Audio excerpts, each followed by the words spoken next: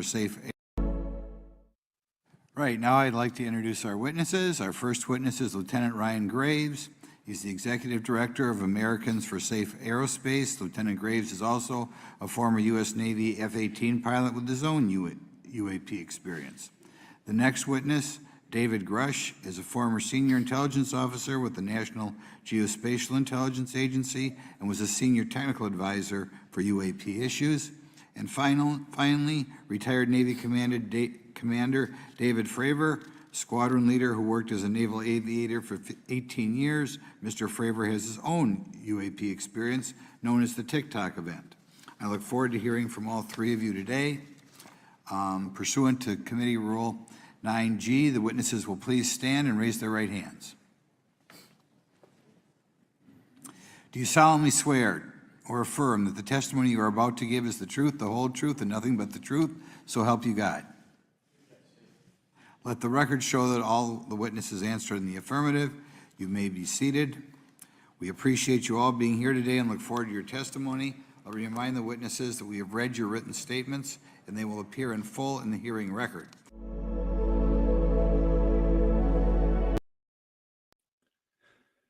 G'day, folks, and welcome back to another Encounters Down live stream. Thanks for coming back and joining me tonight. It's been a while since I've been on the old live stream here. I hope I'm coming through good. No issues here on your end, guys. Let me know in the comments if I'm coming through okay.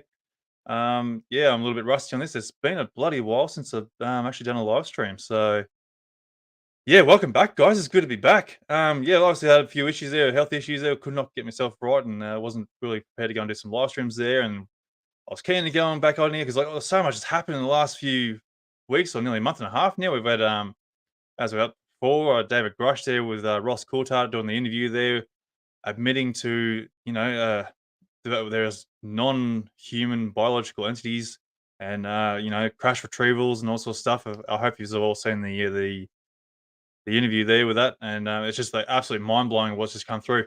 And I just put that little bit of a segment there to go on, just to point out that, these guys have actually gone under oath and, presented their witness testimonies. So anyway, look, let's get into this. Get right into this. And I've got Triffon here and Angus. So I've got to get these guys in here. G'day, boys. How you going? Mate, how are ya? G'day, guys. How you going? Good, mate. Welcome back to the show there. Yeah, we realise this is a different perspective of the refinery for most of you. You normally only see the sort of this corner. Yeah, but no, Angus is joining me tonight. We thought we'd get down. I mean, obviously, it's unprecedented. Finally got here. Thank you very much. Thanks for having me. Yeah, man. It's unprecedented times, mate, and we wanted to sit down and discuss the hearing in detail, and because no one else is discussing it. The fact that it's not even on any mainstream news anymore, right? I think it lasted a day, maybe, and that in itself proves something. However, yeah, it's awesome to be back, mate. We've got someone else with us. I think Alex is joining us too, mate. Yeah. For those who aren't familiar with Triffon and Unlocking the Code there, Angus is usually a little bit of a co-host for his show there. So, yeah, we haven't had him on the show yet, so he's a bit of a first-timey here as well. And then we have... yeah, we're popping you live, Cherry, aren't we, mate? I didn't realise that. Scared. Yeah. And then we've got Alex here too. One of Triffon's guests on his show. I'll let Triff go and introduce Alex. G'day, Alex. Hey, guys. How you going? Yeah, Alex came. Actually, Alex is in the latest episode, 208. Everything's connected. We didn't really leave a stone unturned in that episode, did we, bud? No, we didn't. It was very fun, very interesting. However, yeah, Alex wanted to come and join us tonight and have a chat about the hearing. And I thought I wanted to organise this, boys, because I think a panel of people is very important to have, because you can get multiple different perspectives. And we've all, look, I mean, I've watched the hearing front to back. Then I watched it sort of in the periphery in the background. And then today I listened to it. Thanks for doing that as well, Anthony, putting the audio up on Spotify, man. That was actually really cool because it allowed me to just check in and out of it. Yeah, welcome. I'm surprised it's still up there, actually. And I've got about 10,000 notes, boys. So, I mean, I'm happy to take the lead because I've got pages and pages. Angus knows what I'm like. I got a bee in my bonnet, mate. And there's 1, 2, 3. I don't even know how many pages there is. So he'll probably read one of them. Yeah. Do the rest off the top of his dome. Yeah. However, I'm sad to say, like I have not had a chance to go and deep dive into this myself, like put notes down or anything like work. I've started a new job, and then obviously juggling that between family and all sorts of stuff. My head just hasn't been in the right space, and Well, boys, just like everyone's been busy, I know, but I just have not had a chance to go and really dive into this myself. well, it's okay, fellas, because I did it for us, and I think we've all watched it at least once. And I'll take the lead, I think. Yeah. And obviously, I'm really interested to hear from the people out there with the questions. I don't want to structure it, but what I wanted to start with, boys, because I want to get the negative stuff out of the way first, right? Because there's the classic. Actually, what I wanted to do is I wanted to start it with a Hilltop Hoods lyrics quote, right? Oh, nice. But hang on, sorry, mate. Before we get into your tangent there, I just want to let Alex introduce himself a little bit there, so people can get a bit of an idea who he is. He doesn't. If you don't mind, he's all right. Doesn't matter, no. Sorry, I took the reins. I'm sorry. That's all good. You did. It's all good.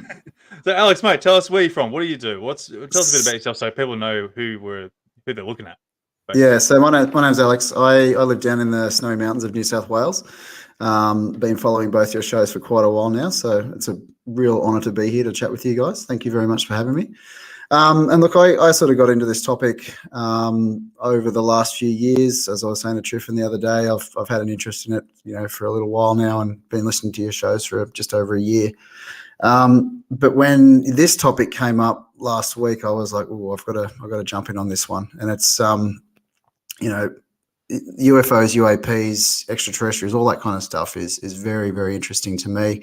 I try to sort of keep an open mind over a lot of it, but I thought this opportunity would be great to come and have a chat with you guys and sort of put my $2 worth in as well.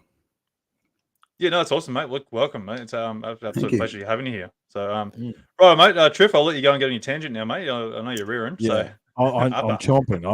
I've been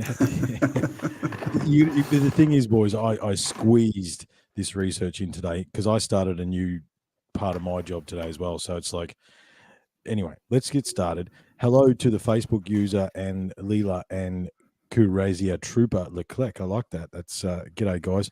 Don't hesitate to put questions in the chat. I think I'd like to get the feedback from everybody as well.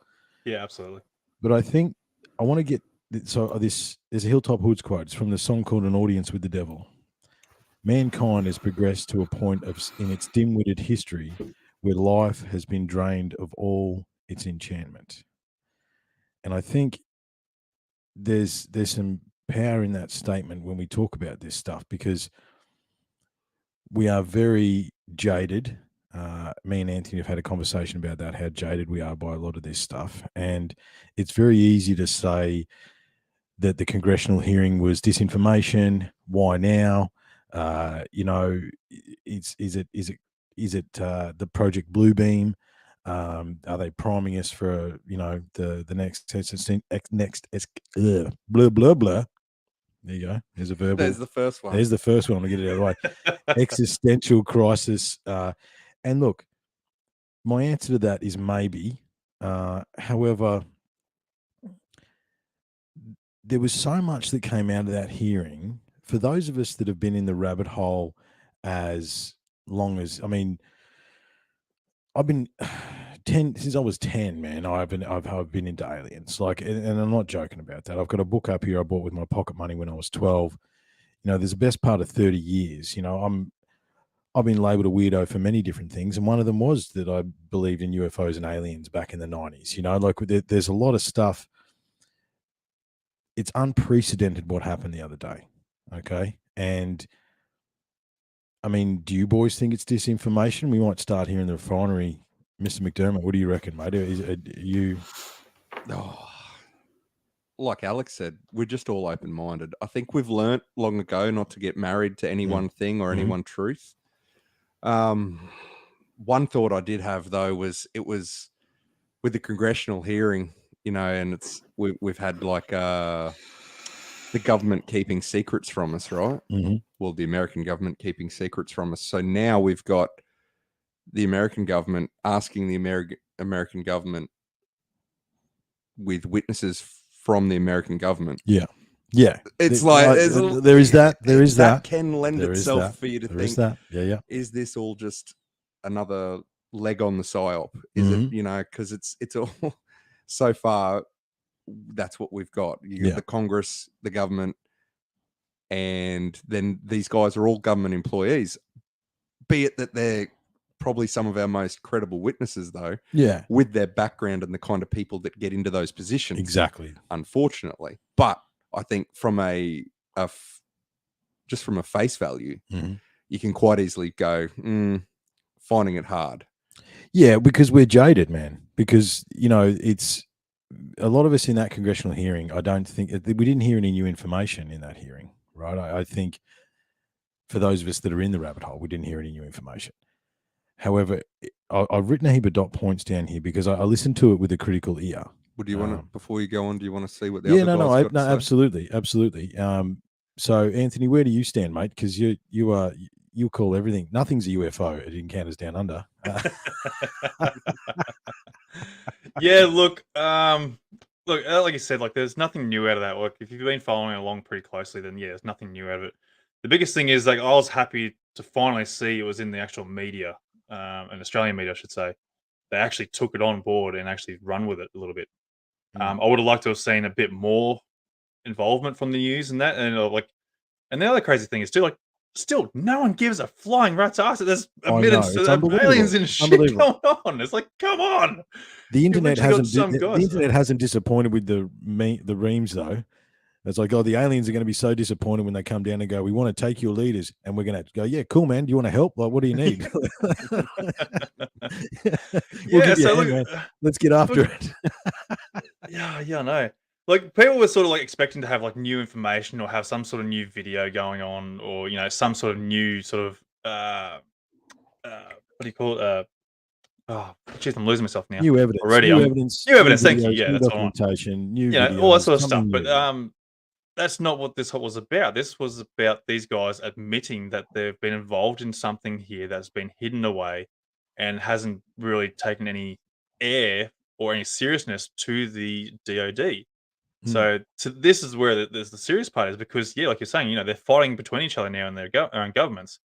And eventually the truth is going to have to come out. Like, either these guys are lying, and they're going to have to go to jail for life or whatever, for whatever their bloody justice systems are.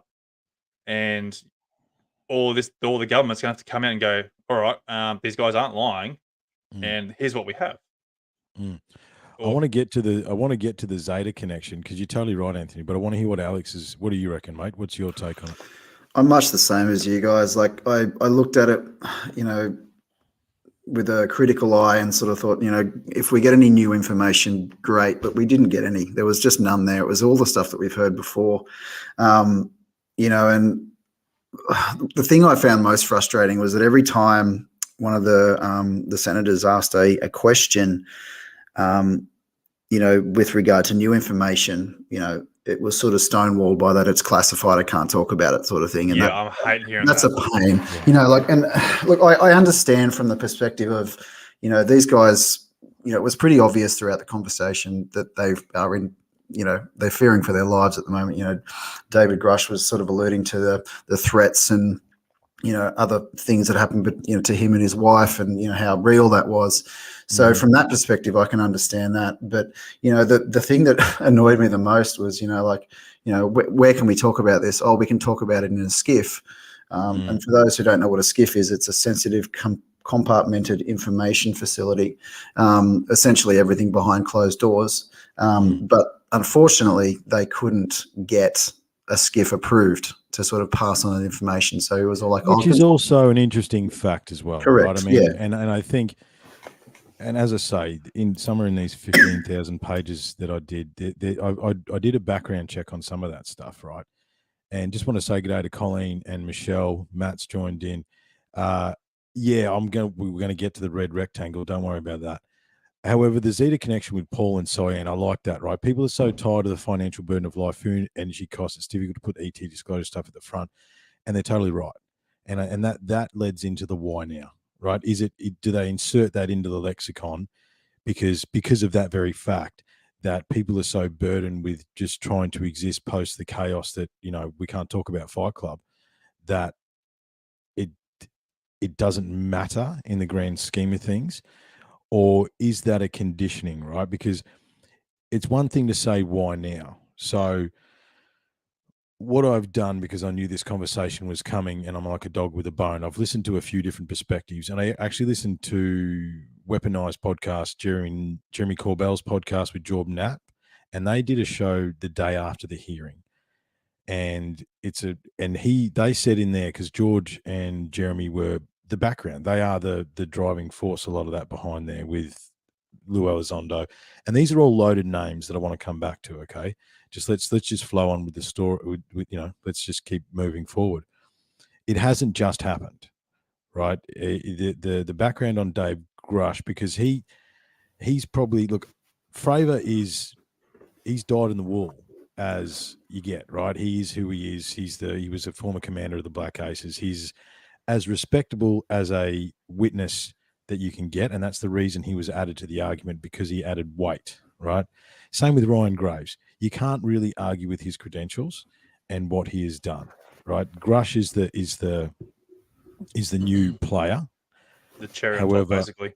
Yeah, but if you listen to Ross and Jeremy and George, that they actually, you're totally right, Fraser. It is a world security issue. Yeah, I was going to bring that up as well. Yeah. However, they've been at this for a while. This hasn't just happened, right? And there's been stone walls and blocks at every turn. I can't remember the senator's name, but he was from Tennessee. He had that drawl. He said "dadgum" a couple of times.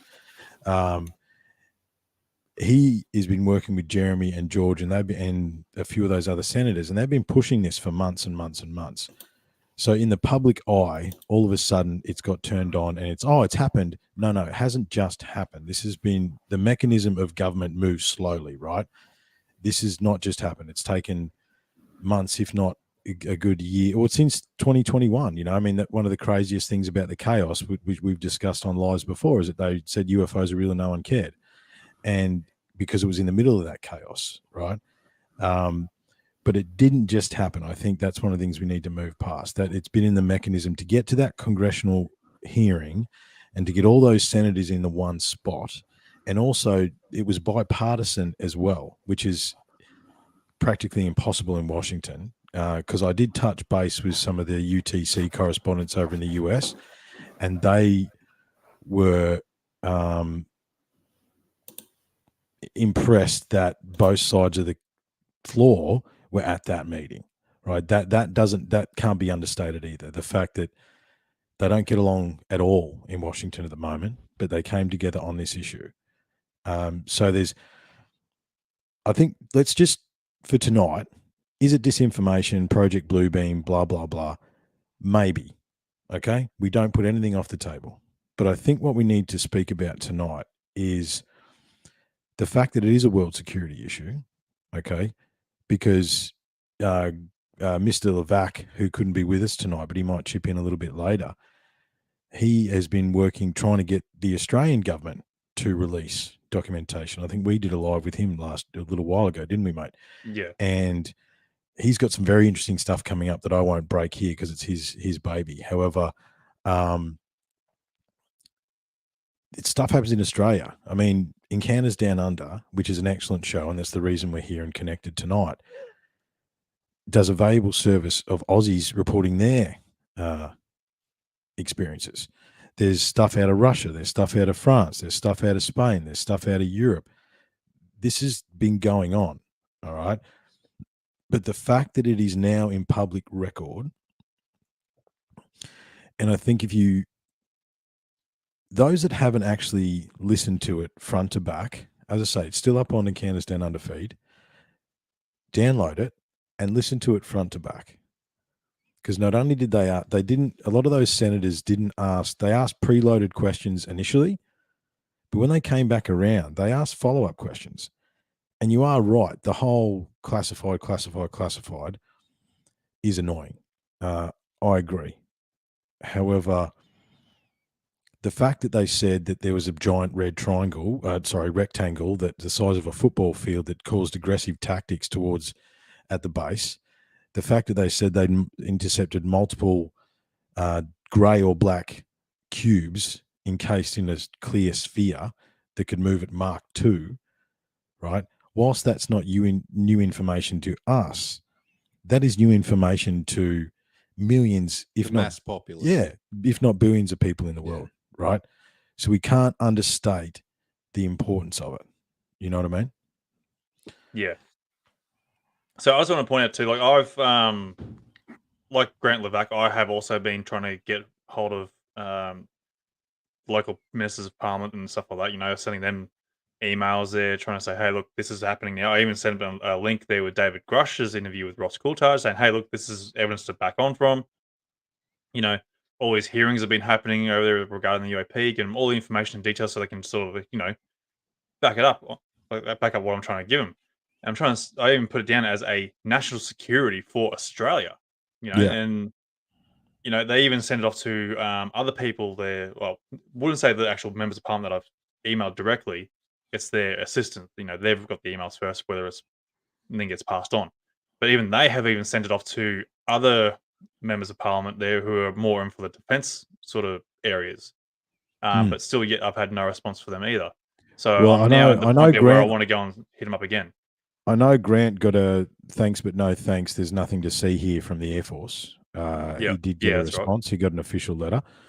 And that's basically what they said. Thanks but no thanks. There's nothing to see here. We don't look at that or something along those lines. Yeah, or However, there was something like they can't discuss that or something. I think it was when Yeah, he asked something about like the that. what was that thing they had, the Five Eyes meeting. I think he asked for a you know, a reference of what was happened with that, and they said have like, they been we briefed? can't discuss it here, or you know, there's nothing we can say here or something like that. So it's a bit of bullshit, really. Look, and this is the red tape and the bureaucracy. However, I think what's underneath this as well, and that's they are full of it. This is I think one of the global mistrust of all government, especially after the last 3 years, has accelerated beyond a point where I think none of us have ever seen. Like we don't. Speaking of bureaucracy, mate, that was something that was a positive that I took out of the hearing. Was in the prelogue to it. Basically, they were stating that the fact that we want to bring this like to the fore at this point in time because of the general mistrust in the leadership, because so many things have been hidden for so long, and things that, you know, obviously security is of high importance, but then some things that we don't, like the mass populace don't deem to be important. Like where are the, like what experiences have we had? Because we're all, a lot of people out there are witnesses, experiences, that kind of thing, but they're being told they're crazy, and the numbers are just getting too large. Yeah, you can't deny it's overwhelming. it. That's yeah, right. exactly. It's overwhelming. Yeah, and I think that's like I said when I said before, the bipartisan aspect to those senators actually being in the same room together, to a lot of American observers was pretty crazy, and we can't understate that. And I think if you, and again, you listen to those senators and the words that they say, they're like, oh yeah, nothing works in Washington. Don't worry, you know, it's not a surprise. Because we've got to remember too that at the bottom line of this, there has been misinformation, disinformation, people potentially murdered over keeping these secrets for over 80 years, guys, right? So this is a well-oiled machine that has kept this secret at bay. But then you know, we dig into what the UTC research does. There is, you know, there's pictures in the Renaissance with UFOs in the background. There is wall art in Australia here with what looks like UFOs. You know, these things have been spotted and they've been part of our existence for a long, long time. However, we really probably need to stick to the world, you know, post World War II, Foo Fighters, that sort of stuff, what the Nazis were doing, these sorts of things tonight, because I think that's where the modern disinformation, misinformation campaign that has come from behind the scenes. Well, not only that, but we're dealing with mainly nuts and bolts craft in terms of the hearing. Yes. You know, we're talking about crash craft, captured craft, possible bodies on board. Yeah. Which I don't know. I don't understand anti-gravitational stuff, whether there's a field that might protect the bodies. But I'm thinking, you know, there might be drones, possibly. Who knows? There's so many experiences out there, but this is just the modern sort of stuff. So yeah, it's in the modern era, we're more nuts and bolts. Whereas if you go beyond that into the past, we start to get a little bit more just entity wise. Well, I mean, I think that a UAP UFO phenomenon, I like that we're sort of stealing Marty Gaz's term there. However, I like that because it's not just, and I want to get to the non nuts and bolts stuff later. What I want to stick to. Well, that's what was in the hearing. That's what I mean. I want to stick to the hearing. Yeah, they've got 2 pilots with sightings, and they've got Grusch with his story. It's all about nuts and bolts. It's all about nuts and bolts, physical stuff. And I don't want to deny the phenomenon as we understand it. I want to talk about that a little bit later. But I think what surprises me, and we see it in everything, in all sides of research, and I've seen it over the years here at Unlocking the Code. At the end of the day, it ends up being binary. Right, it's like either the cataclysm was a solar flare or was it rocks from the sky. What if it was both? Right. Same with this. Same with the phenomenon. I am totally on board with the interdimensional other aspect of it. Right. However, the nuts and bolts aspect of it exists. We haven't answered any of the questions, so let's just start somewhere. Yeah. It's all the above. You know what I mean? So, Alex, what's your thoughts on all this so far, mate? Look, it's, I don't know. I really don't know. Like it's, I've sort of, again, looked at all of the information, I guess try to sort of put together a little bit of a thought about it and a theory about it. But at the end of the day, like you guys have been saying, like there's no one answer. Like there's no, it can go either way. Like it's, I don't know, there's so much going on, like you were saying before, is this disinformation? Is this actually happening? I don't know. There's so much. So yeah, it's hard to form. So let's stick to the notes, right? Because I wrote some stuff down that I want to expand on. And if we look I want Michelle's comment. How do we all feel knowing they have an agreement to farm some humans? I think that would scare a lot of people if something of that was true. It's been claimed. It has been claimed. Go for it. Yeah. So something that everyone keeps repeating is like maybe the truth is scarier than what you want it to be, and maybe something like that is the actual case. You know, let's just hypothesize for a moment. Let's just do what we all do well. Let's just go with it. So it's like, what if we, like the sad truth or the scary truth is we're chattel. We just belong to somebody. Yeah. What if that's the truth? Alien what ant if farm. Yeah. What if someone governs over us and we're actually, the reason why no one's ever been aggressive towards us is because no one actually takes us seriously. Like what if that's the case? What if we are ants that we're just people, monkeys with fire? That's it. Or the ants in the ant farm. It's like, oh yeah, they'll sting you if you get too close, but they're fine. Don't worry about them. Don't worry about them. Don't worry about them. Like what if something like that, like just running with that, what if that could be the case? Well, I mean, you go back to the Anunnaki, the Sumerian text. There's many different cultures that say that we were either genetically modified or we were a slave race for whatever reason. There's actually more than one culture that does say that. And that could potentially be true. I didn't bring my picture down. I have to find that. However, it is possible, right? I think it's a D or the above there, right? And I want to get so the Zeta connection here. And this is one of the ones I want to talk about. Over many generations, abductees have been told they are crazy. For those abductees who manage to work past the phenomenon and get contact with the beings, I mean, again, we're sharing the stage with Encounters Down Under tonight, and there's hundreds of hours now that Anthony's recorded of people with experiences. There is the other thing that congressional hearing did for a lot of people. There was a lot of justification. You know what I mean? Like, we weren't vilification. We weren't crazy. Well, we are probably crazy. However, let's work on the 1% rule. Even if we work on 1% of the hearing is true,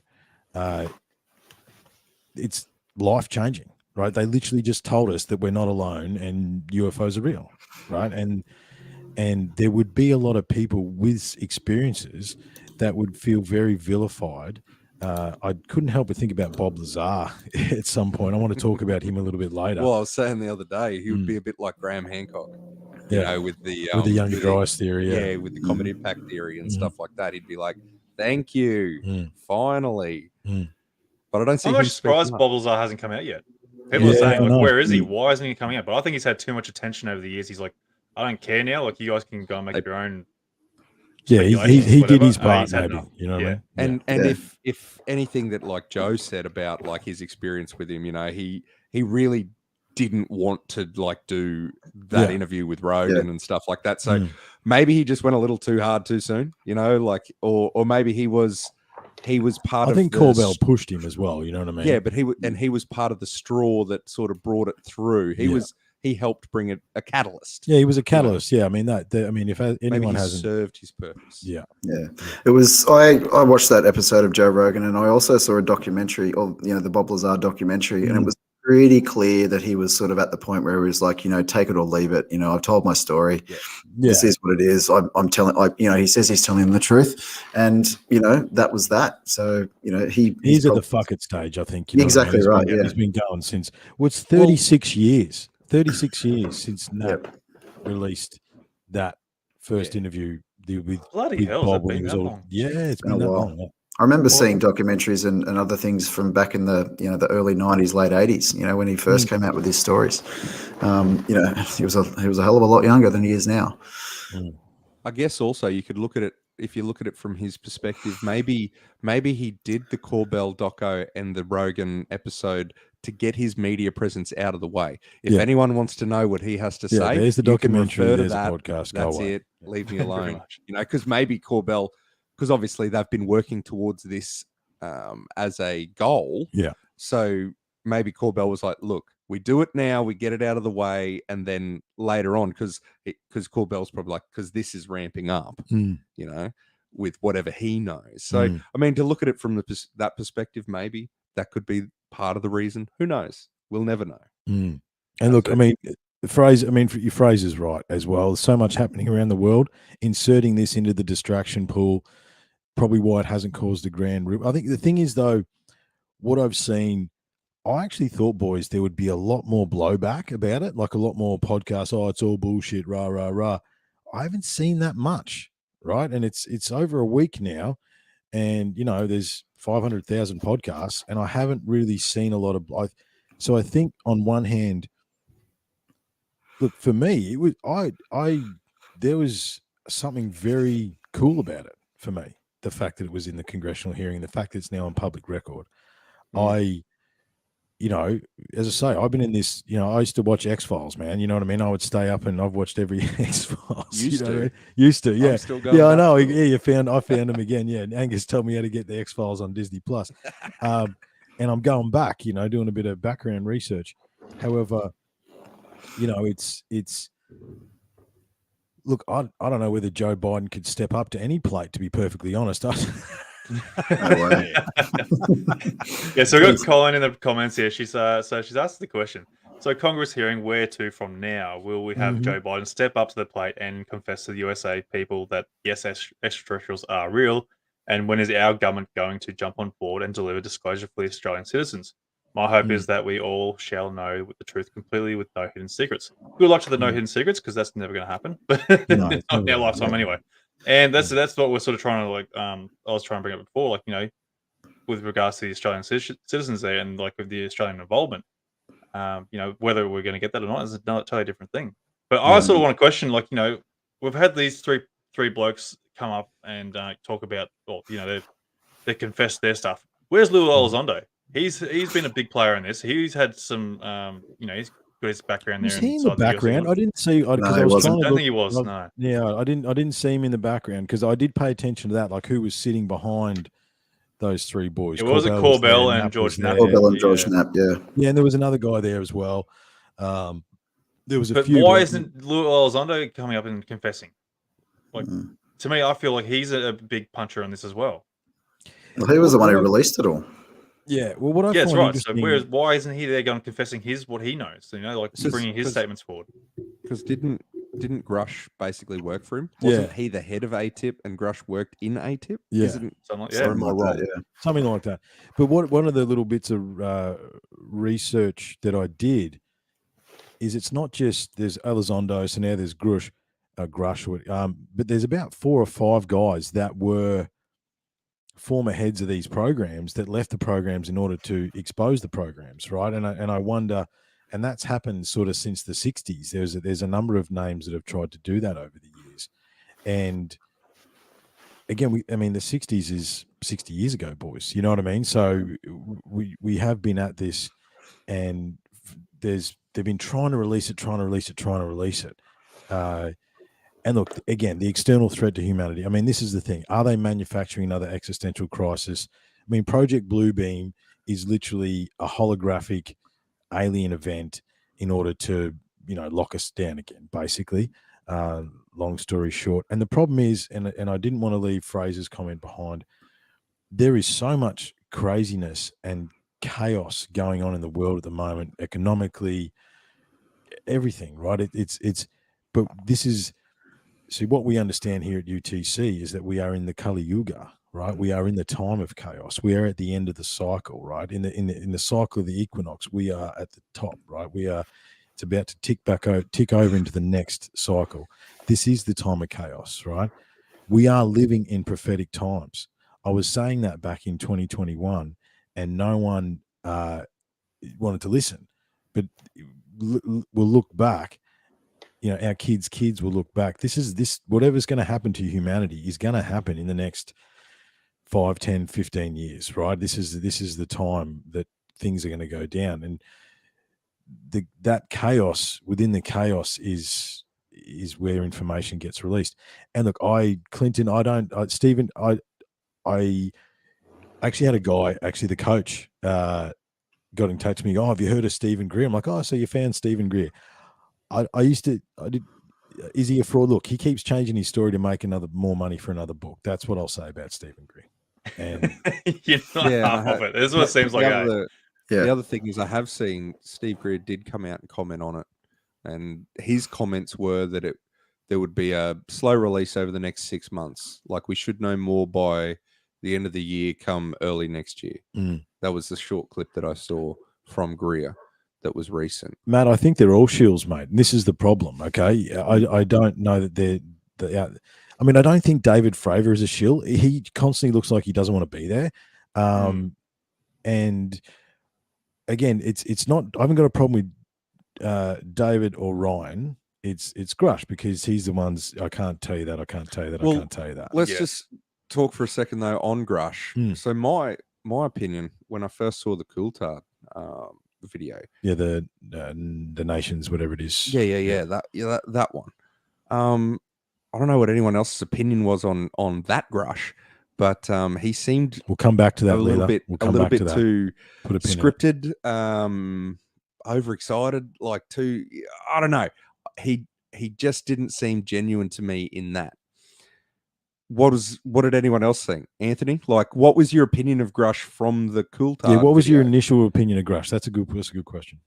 Yeah, look, I thought he seemed pretty credible. Like, he's like most people when they come forward with sort of stuff, they've got a lot to lose. Because obviously over the years, there's still got that stigma attached to it.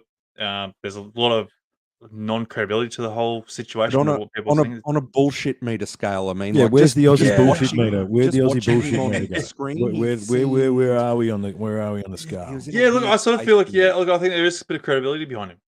Look, I can't really seem to knock him at this point. I think it's still a bit too early to try and knock him. I'm going to take him as he is. So yeah, but I don't think there's a lot of bullshit behind him. No, I don't think what I'm getting at is what I saw in the Coulthard video compared to when I saw him in front of Congress. He was a lot more comfortable. That was his place. Yeah, he's a bureaucrat. He's a bureaucrat. You know what I mean? Yeah. He knew the lingo. He had everything on point. Whereas the pilots looked out of place. Yeah, they're like, because when they're sitting in front of people like that, they're usually in trouble. You know what I mean? That's a fair point. Or something like that. Whereas Grusch is just working the room. He was comfortable. That gave me I felt a little bit easier about him at that stage because I understood where he fit. I was like, I saw him in his natural environment. I guess that's what I was trying to say about the Coulthard video is he didn't seem quite natural. Something felt out of place with that interview, a little too scripted. Whereas, when I saw him in his natural environment, I was like, okay, I get this now. I see where he fits into the puzzle.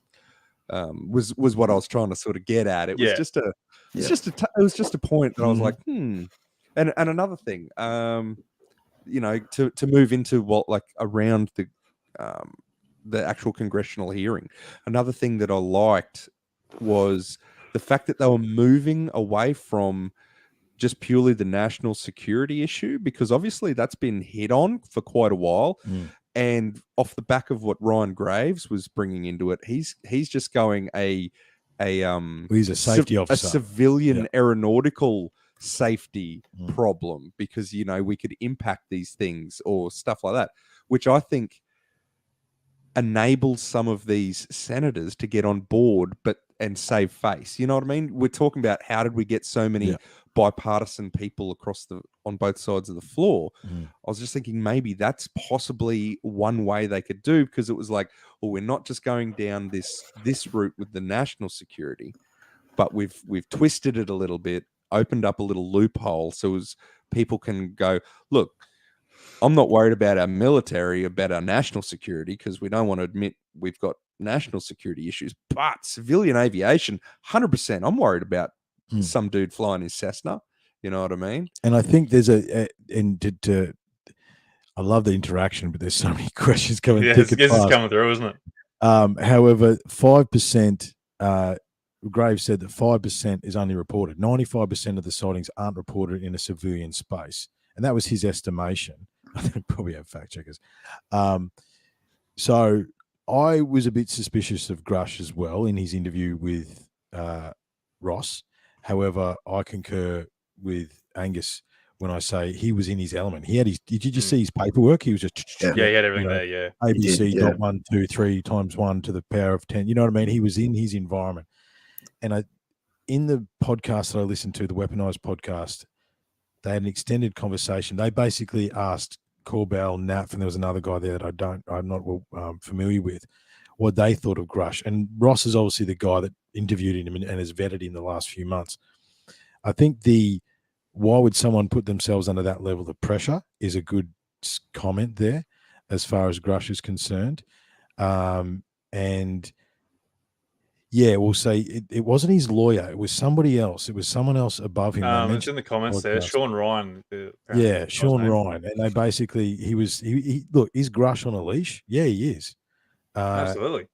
And that's one of my issues, that he is on a leash, which goes back to the Shield comment earlier. You know, it's like, how much of a leash is that? But I think, again, we can get stuck in the nitty gritty of this stuff. I'm willing at this stage, with Graves and Fravor either side of Grusch, I'm willing to roll with it for now. All right. Am I suspicious? I'm always suspicious. Absolutely. If your government's involved, you know what I mean? Very suspicious. I'm still suspicious of Corbell and Knapp. However, I think one of the things we need to do as objective researchers now is the fact that this made it to Congress, the fact of things that they said in Congress. Maybe we need to reevaluate our impressions of those three men, of Knapp, of Corbell, of, you know, maybe we just need to have another think from another perspective about that stuff. And it's the biggest thing that's ever happened in the UAP UFO phenomenon in the public eye ever. And we can't move past that. Like, that needs to be said. And is it a distraction from Epstein's list and, you know, farms and blah, blah, blah? Probably. At the same time, though, I think, like Angus said, you know, the bipartisan stuff, and a lot of those senators said, we want to do this to try and get some trust back of the people. You know what I mean? We want to, they want to know. There's the evidence is mounting. It's almost insurmountable. As far as honest politicians, I don't believe they exist. However, again, listen to that hearing with a critical ear. And those people were curious. And, you know, I think they were quite shocked at some of the things that they'd heard. Because I think for some of those senators, that was the first time that they'd heard some of that stuff. You know, I think I was going to make mention too, like with the interview with Ross Coulthard there, like, you know, with the Grusch's vibe, you know, like he was a bit different. I think for when I listened to the Need to Know from Ross Coulthard and Bryce Zabel. Bryce Zabel was the other guy that was on today. That was him. Yeah. So I'm pretty sure he made mention that like they had to go and set up this real secure sort of area for themselves, like trying to get there. Everything was like really low down, like, they're trying to make it, this guy's a protected species kind of guy, trying to get him to where he's got to get to. And so obviously the Grusch is nervous, like, and that's everyone would naturally be. You're in this big position and you're about to go and point out to the world that some sort of aliens exist or some sort of non-human we are not potentially alone. exist. We're not alone. So, which like you sort of can sort of understand. Like, this is a big thing that's about to come out, and you're the face of this. So of course he's going to be pretty nervous, and he's not going to be in his element there, like talking about this sort of stuff. And he's something that's going to be worldwide. It would be scary. Obviously, you got to be fearing of your own family, like he's mentioned. And just I guess with regard to the interview, the initial interview with Ross Coulthart was, he seemed nervous. He seemed like, I'm on live television. I'm telling this story. It's going out there. Like, this is it. So I would be nervous too, 100%.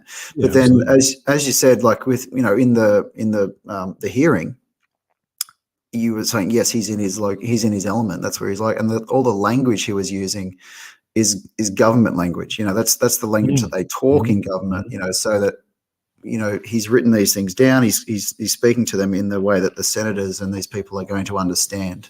Yeah, it's a lexicon. It's a whole different language. Right. Exactly right. Yeah. So. Look, I'm in two minds still, but I do tend to believe him. I think, watch this space. Let's see what happens. Yeah, absolutely. Watch this space always. Yeah, however, that's right. Yeah, I'm siding with those boys right now. Yeah. If for nothing else, that they've really moved the conversation forward. You know what I mean? They've moved it forward. Yeah. Exactly. So the biggest thing I want to see come out of this is like the governments go, yep, all right, look, we do have these things. We do have some sort of technology that is back engineered, flying around. All these people that have been seeing these things aren't crazy. And that's where I want it to be. Like, I want everyone that has seen something strange to be credible for what they've seen. Yes. I want all their experiences to be held accountable for all these idiots that go and say, you guys are all crazy because you're seeing these weird things. But next minute, oh, hang on, this person wasn't crazy. They have actually seen something. So that's where I want this to sort of escalate to say, look, people aren't crazy. Well, as we know too, there's consistency in a lot of the stories from around the world, isn't there? Like there's certain types of craft that are seen, the Tic Tac, the spheres, and the cubes. There's triangles, right? Stars. Yes, there's commonality to some of these things, and as I say, there's got to be.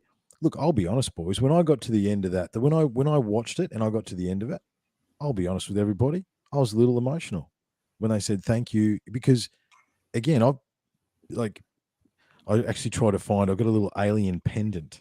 Right? It's weird, the things you keep, that I've had since I was 10. You know what I mean? Like I bought it at the Ballarat bloody markets when I was 10 years old. Like that, I've been into this for 30 years, and watching it evolve and seeing that actually happen. I mean, and I think we should talk about a couple of stats. I mean, let's just for a second, credible, more than, like, I can't remember how many eyewitnesses there was, but saw a red rectangle the size of a football field. Just hang on a minute, like an NFL field, I would imagine. So it's that 100 yards by 70 yards or whatever it is. Okay. Yeah, probably equivalent. 100 yards. Yeah. Imagine a rugby square. field. It'd be a rugby field. Yeah. It'd be a rugby field, right? In the air, that approached a base, looked around, like basically did a recon over the base, and then backed away, and then came back instantly too, by the way. Let's just fathom that. And then actually started, having a bit of a crack at some guards and bits and pieces. What are we talking about? You know what I mean? Like, there's a giant red rectangle that's having a go at people. You know what I mean? I mean, how do we just skip past How do you just skip past that? That in itself. You know what I mean? Like, what are we talking about? Yeah. Like, and we're all going, yeah. Oh, yeah. It's just how's Space Daddy going to fix the cost of living, though? Yeah, That doesn't matter. Just for a moment. Yeah, let's put just aside the cost of living. What did we start with? Life has been drained of all its enchantment. Let's just have a cool conversation about UFOs. Everyone's struggling. You know what I mean? Yeah. But there was a giant red rectangle. You know what I mean? Like that had to go at people, and they just brushed past that, right? But where could you go from that, though? How would you? Who knows? But didn't he Yeah. claim he hadn't seen anything though? He hasn't. No, we're he talking hasn't. about Grusch. That's right. Grusch hasn't seen anything. No, himself. no. We're talking about Graves. Oh, Graves.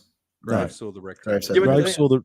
It's rectum, but Graves- didn't Grusch even say he saw like some sort of red, pinkish sort of? No, Grusch Grusch hasn't seen anything physically. No, He's that's seen right, yeah. photos and documentation. No. What was it that he referred to that him and his wife saw? That's Anyone what I mean. Yeah, I That's don't the know what it. thing? Yeah. There was a few comments that they didn't follow up on. I Is picked up it- on that as well. Was it something along the lines of him and his have? Well, there was two Hang questions on, there. hang on. Have give me a second. Fuck, you've just Someone been again. threatened by UAP? Yes, yeah. or Yeah. harmed. Or harmed? Yeah. And Yes. his reply was something about him and his Him and wife, his wife. Yeah. had, Yeah. been there and seen it, or something like that. Or So I don't know that's what what he I was was trying to get. I thinking knew about he said being something, but it was threatened the individual. physically by people was it about the him that was UAP. being harmed? I or- think it was him that was being threatened. But there was a few Mhm. things that when I listened back to it, I picked up on that as well. It's like, hang on a minute, did he just say him and his wife were shown something to try and shut them up? Or yeah, I don't know. I'm glad I we're don't- all a bit sketchy. Yeah, on it I don't because know. I was the same. Yeah. I was like, is I it don't just me? Is it my memory? Yeah. What's going The- on here? The only memory I have is when he was referring to being threatened. Yeah, he said, yeah, Yeah. right. He said he and his Yep. wife saw something that terrified them. That's true. Yeah, Yeah. spot There you on. go. That's right. Yeah. Yeah. Yeah. So is that? But yet he says he someone- hasn't seen anything. No. So is that? Go figure. Well, I mean, I think because he's a bureaucrat, he hasn't physically seen anything, but maybe they showed him something. You know what I mean? Yeah. Maybe it's true. like Could be. they put him in Yeah. a room and they wheeled out the old videotape machine and put it in there and the said, OHP. yeah, Man. yeah. Put a few slides They across. put the it. slides across it. Yeah. No one exactly. No one followed up on that question when he said that, right? That's right. When Oh, he yeah, said that, good. no one followed up on that question. Yep. I was going You to know say the bye other- to Paul and Cyan there because they're off to Cardwell there, which I'll be seeing them as well. So, guys, enjoy your trip up there. They'll be driving up tonight, I think. Was it Wednesday tonight? Or is it Thursday? What is it? Thursday, yeah, because that's over It's the Thursday. weekend. So Isn't it starts. Sorry, no, it starts next weekend. next weekend. Yep, Look, I so would they're love not to that come, way. but it's 18 Safe hours. trip, from guys. me. That's right. Yeah. It's You it's know like what I mean? it's like 36 hours for me. Yeah. I went, oh, where's Cardwell? Oh, it's 18 hours by car. Oh, North of Townsville. Yeah.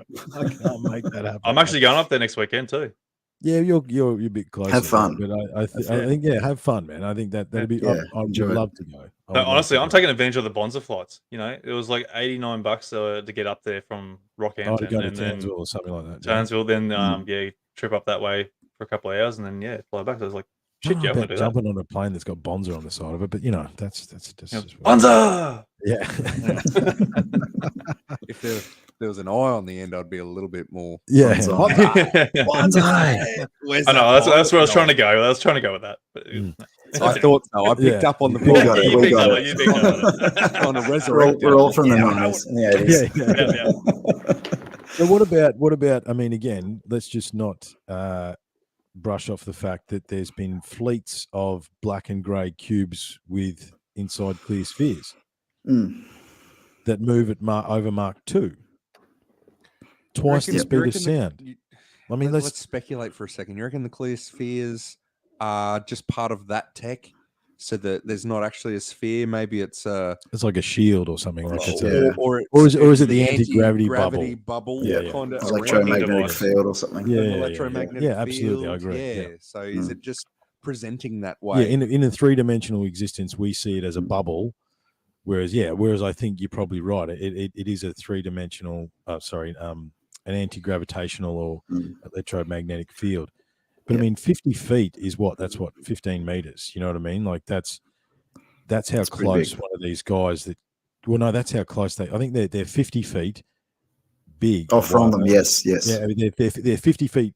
They're 15 meters by 15 meters, the Yeah. square, right? But one of those F-18s got within 15 meters of one, right? Like that was that's a merge plot. That's Yeah. that's impact. that's impact, right? Someone backed out of that. You know what I mean? Whoever's flying the cube backed out of that.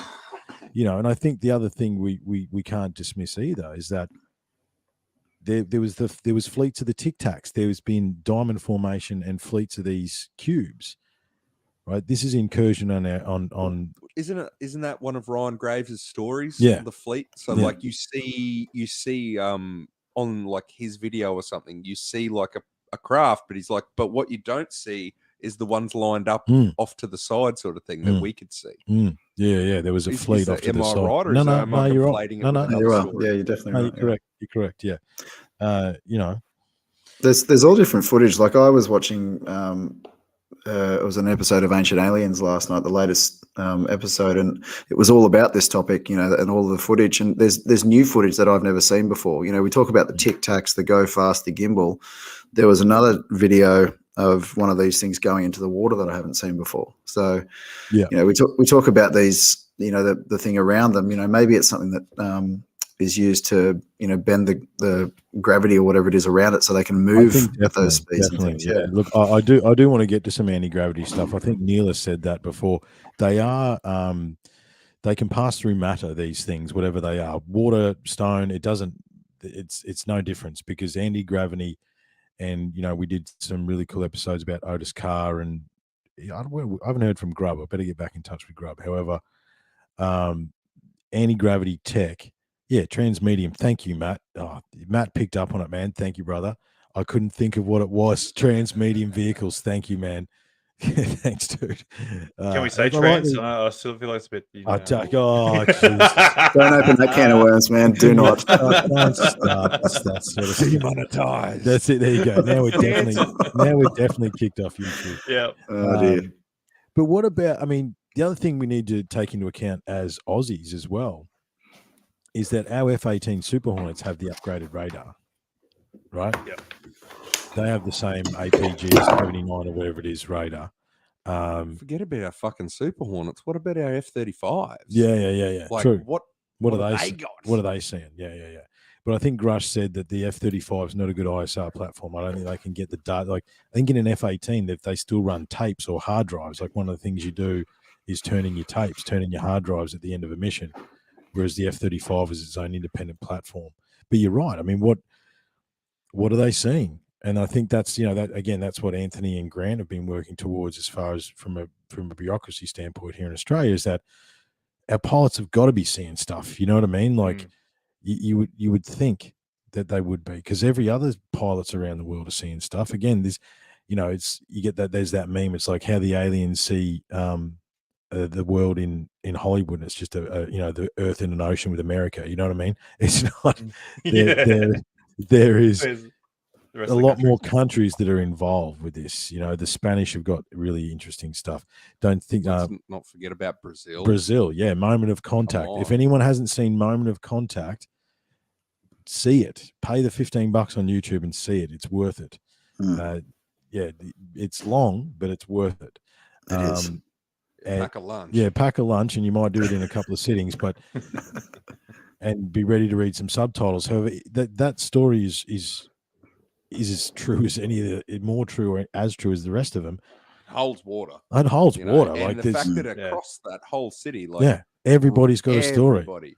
Yeah. Yep. And there's a UFO on a pole at the start of the city. You know what I mean? Everyone's got a story, and that was in the 90s, man. You know, we discussed this last time we were talking about this. We did. Yeah. I think the other thing is too, guys, is that we need to now go back and, like I said, okay, so the I can't remember the town in Brazil where it was, but South America is true. Westall, you know what I mean? Grant Levac did some really valuable work down at Victoria, because that's where he's from, at the Westall incident site with those guys. We need to now go back. If what Grusch, Graves, and Fravor is true, all right, and we're siding with that for tonight, right? Obviously, suspicious minds always open, right? And all these, Roswell is true. The Phoenix Lights, right? All these major experiences that thousands and thousands and thousands of people saw over the years, that then a directed misinformation, distraction was in place to distract from it. I mean, the Phoenix Lights was when they said, "Oh, there's a massive crash, the big triangle lights over Phoenix," and everybody's reporting. And then the next day, the governor turned up, and then some dude turned up dressed as an alien, in an alien suit, and then they all had a big laugh about it. Yep. Right? but thousands of people saw that. And actually, one of those senators mentioned that. He goes, "What about the Phoenix Lights? Can you talk to me about that?" And then Graves said, "I can point you." What he actually wrote, he goes, "I can give you a vector on that." I loved his terms because he's like from the Air Force. Like he used all his terms are pretty cool. How he was speaking. But we need to go back now over those big ones, that are probably in. Oh, here's the. Here it is. Go back in the history books. There's the aliens book, man. I mean, all the ones that are in here. This is from the 90s. I need to probably reread this. Like, I need a refresher. Yeah. Because it's probably true. And it's like, let's theorize for a minute. What do we think any further release might be like? Do we think they might go back in time? All right, let's start at Roswell. Here's what we got. Here's what we don't have. Here's our story now. It's still going to be an official government story, but it might be closer. There might Virginia. Thank you, Fraser. Instead of 0% truth, we might get 10, 15, 20%, 25%. One of the questions I liked in the congressional hearing is like, so how many years can we go back before we can just release the whole lot? Because I think that's a fair question, right? Because I think it's maybe 50 years before things become unclassified, isn't it? Yeah. But then usually things are still redacted. They're from redacted. Those things Yeah, that's when right. they Yeah. become unclassified. It's just a big black Sharpie through 95% of it. And You know what I mean? The and or that's it. That's the only parts we can release, but it's released now, guys. Yeah. But I think that's a fair question. If this stuff is going to be released, can we just go? Where do we start? Yeah. Where do we start? Well, I think Roswell's a good place. It was well, the problem is Roswell is if Roswell's true, they do have bodies and have had bodies since the 40s. Yeah. So from my understanding, I'm pretty sure ATIP is meant to be going back through previous documents to try and bring up some sort of credible investigation. Grusch said I can give you a vector on that. I can, he said I can point you in a direction. Problem is though, Roswell might be like fucking pyramids. There's been that much time, too much time to get rid of too many documents. There might be giant gaps between dots. Yeah. So maybe it's better to start on more recent stuff. Yeah. How much data is left? How much has the water been muddied that they can stir it around and make it even worse? So maybe start on the more recent ones. I don't know. Yeah. Just something. Give us something. Give us something that's credible at least. Something to really sort of open our eyes up and go, oh, okay, wow, okay, they do actually have something. Instead of these other stupid videos that are always in infrared, or I'll tell you what I just don't want. Out of focus or some crap. Don't give me something that we haven't already heard about. Like, don't, because we're all just going to go, oh, well, no one's fucking heard about that. You've just made that completely up off. We need a reference. We need a story. reference point to something else. That's right. Yeah. Something that maybe. But let's do the Phoenix Lights. Yeah, that there's been research done to background investigative journalism, that kind of thing. Actually, speaking of recent events, I picked up that on 3 different occasions they mentioned the Chinese spy balloon, and then twice they said, and the 2 UAP shoot downs. Yeah. They let that slip. Yep. Right. So you want some recent stuff? What did the F-22, because it was F-22s, and that's the reality is the only fighter plane we've got in the world that would even have a % of a chance against something like that is an F-22. They did actually say, right? They did say the UAP shoot down ×2. They said that twice. They mentioned the spy balloon 3 times, and they said that twice. I made a note of that because I wanted to bring it up. That stood out to me because that's one of our first lives, Anthony. So they're shooting down UAPs now. Remember that? Yeah. Yeah. And the question they raised, with a missile. Yeah, the question they raised was, what did they shoot down with their $1.5 million worth of missiles that they used? Yeah. So they want answers for that. Oh, absolutely. I mentioned it too. Like, why shoot it down with a missile? Why not just throw a couple of bullets into a balloon? It's eventually just going to fall down. We taled about that. Yeah, did they? Because they missed with the first catch it. Oh, they missed with the first one. Yeah, $100 billion plane, and they missed a balloon. Yeah, and that caused that massive train crash that caused the oil, whatever it was, to explode. We can't start. We're not going to do that. We can't No, do it. no. Listen, man. The reality is, food factories burn down, trains crash. It just happens, man. There's nothing. Don't worry about it. Okay? Nothing suspicious here. Nothing suspicious. Move along, it's all sir. good. Yeah, you'll own nothing and you'll be happy, Alex. Just deal with it, dude. What I wanted to mention is that the aggressive tactics that they did speak about, which was a little bit more detailed than I'd heard previously. How one of Graves' stories is that they were on a training mission. They approached an orb, and that's because it was done with an iPhone, or it was done with like a single photo. And the senator asked them, "Why didn't you're in a multi-million-dollar plane? Why didn't you engage video? Why didn't you engage tracking? Why didn't you And as soon as they approached this thing, it shut everything down. And then Fravor echoed that as well, that in the Tic Tac incident, that it interfered with their radar comms, it interfered with their communications. So these things, whatever they are, and I like one of the questions they said in the hearing was like, did it interfere with your radar? Yes, it did. Could you have done anything about it if it turned hostile? No. And one of the senators go, well, I think we've got a problem then. It's like, yeah, we've got a problem. We're not crazy. We've been telling you this stuff for years, and they're in our skies. They've been in our skies for a long time. Exactly. It is an act of war, man.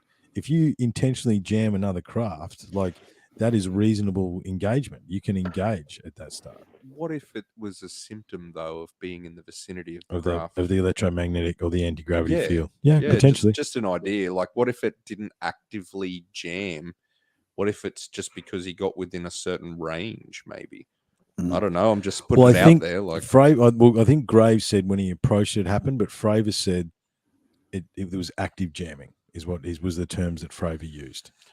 yes, but when he doesn't understand the tech, how could he make that comment? You know what I mean? Like, That's it true. might just be his language. Yeah, that's true. It come up to him like it seemed like it was active jamming, but maybe it was passive. Maybe it was just because he was there. Yeah, maybe he was just there. Yeah, maybe it happened because, if we think about Bob Lazar for a minute and the way in which you've got to tilt the amplifiers to sort of move a craft in a certain way.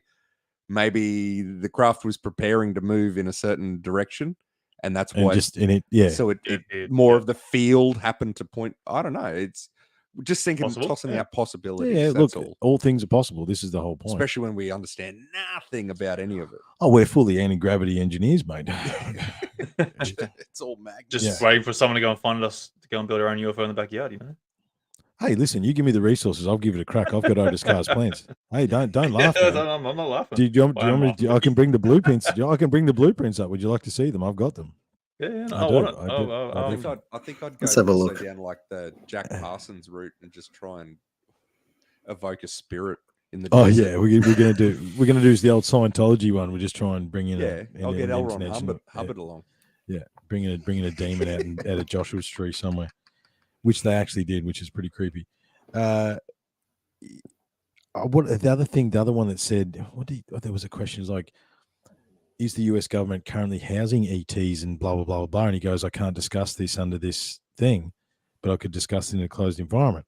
I don't know if anyone's watching the Samuel Jackson Marvel, right? Is anyone watching that? What's that called again? Yet, no. Yeah. Invasion. That's literally about aliens that can morph into humans, man. Like, I was actually talking, as I say, when some of the American the Skrull, that's the one, the Skrulls, and yeah, that's what it's about. The fact that we've been hiding, secret invasion. Thanks, man. And my wife said, "What are you doing that?" So I'm just watching it for research purposes. Sometimes life imitates art. Yeah. Just watching it for research purposes, just picking up some ideas. I mean, I was prepping my kids the other day. We went back and watched Men in Black, the first one. Well, I was going to think we need to watch Independence Day again. You know what I mean? We did that too. Yeah, we did that too. All of the above. Yeah, this isn't. We're not watching it. This is research now. Yeah. Maybe they've been trying to tell us. Exactly. I was going to say that, like, through Hollywood.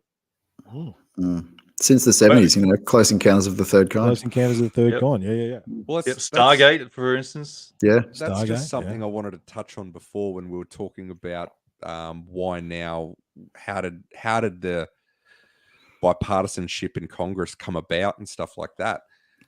And I felt like maybe there's obvious factions within the government, and I feel like the part that wants to keep it a secret or under wraps, who have skin in the game in that regard, maybe they're finally, the paradigm is shifting. Yeah. You know, the numbers are shifting, hence why we can get this. Like, I'm looking on the positive side, like, why is this happening, instead of the misinformation side of things. I'm thinking, well, maybe down the positive route.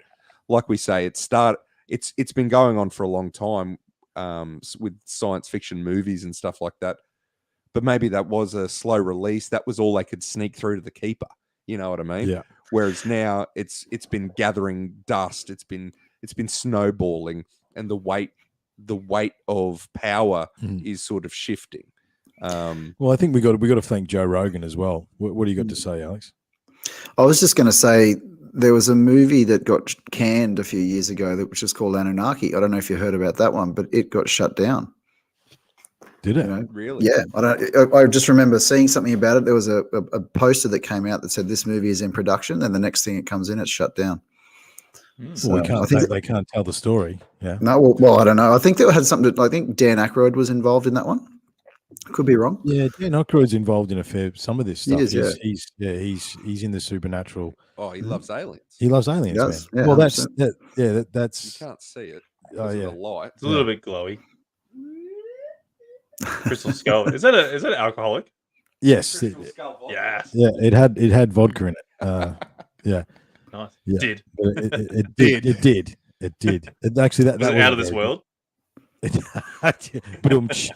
That's some Where low were you hanging when the fruit. marketing was happening? Yeah, that's some low hanging fruit. That was good. I liked it though. Yeah. Oh yeah. Whatever comes straight Yeah, off I the top like of it. the I dome. like it, man. I like it.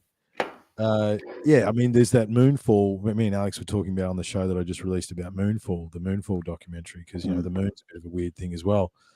Seems to be perfectly parked where it needs to be. A lot of coincidences. And Yes. I mean, I wanted to sort of move into a bit of some of the weird stuff. Is there anything else? I'm just sort of looking through. Oh, if we're just touching on movies for a second while you look at that. Mm. There's another one, Iron Sky. Yes. That had a huge Sumerian section in it with like how things came about. I think there was two of them. I think it had like steampunk Nazis in it as well, but and T-Rexes and shit. But like, yeah, it was pretty fanciful. But there was a section, I remember seeing a clip. It was about 15 minutes long, and was pretty much like Enki and Enlil sort of thing, like that old school sort of setup, which I liked. I was like, oh, and I looked in. That's the only reason I knew the name of the movie, because I was like, what's this? But then I looked into it, and it was only that clip that was really set around that. So it would have been cool.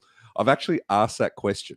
You know, we've done Noah, we've done all the like Christian stuff, we've done ancient Egypt. Like, where's the Sumerian stuff? Yeah, where's the Sumerian Give me stuff? some Anunnaki stuff. Well, one of the I don't want to fuel the Anunnaki, the fact that we're a slave race to mine gold. However, down here in Australia, Senator Gerard Rennick just asked a pretty simple question: where is Australia's gold?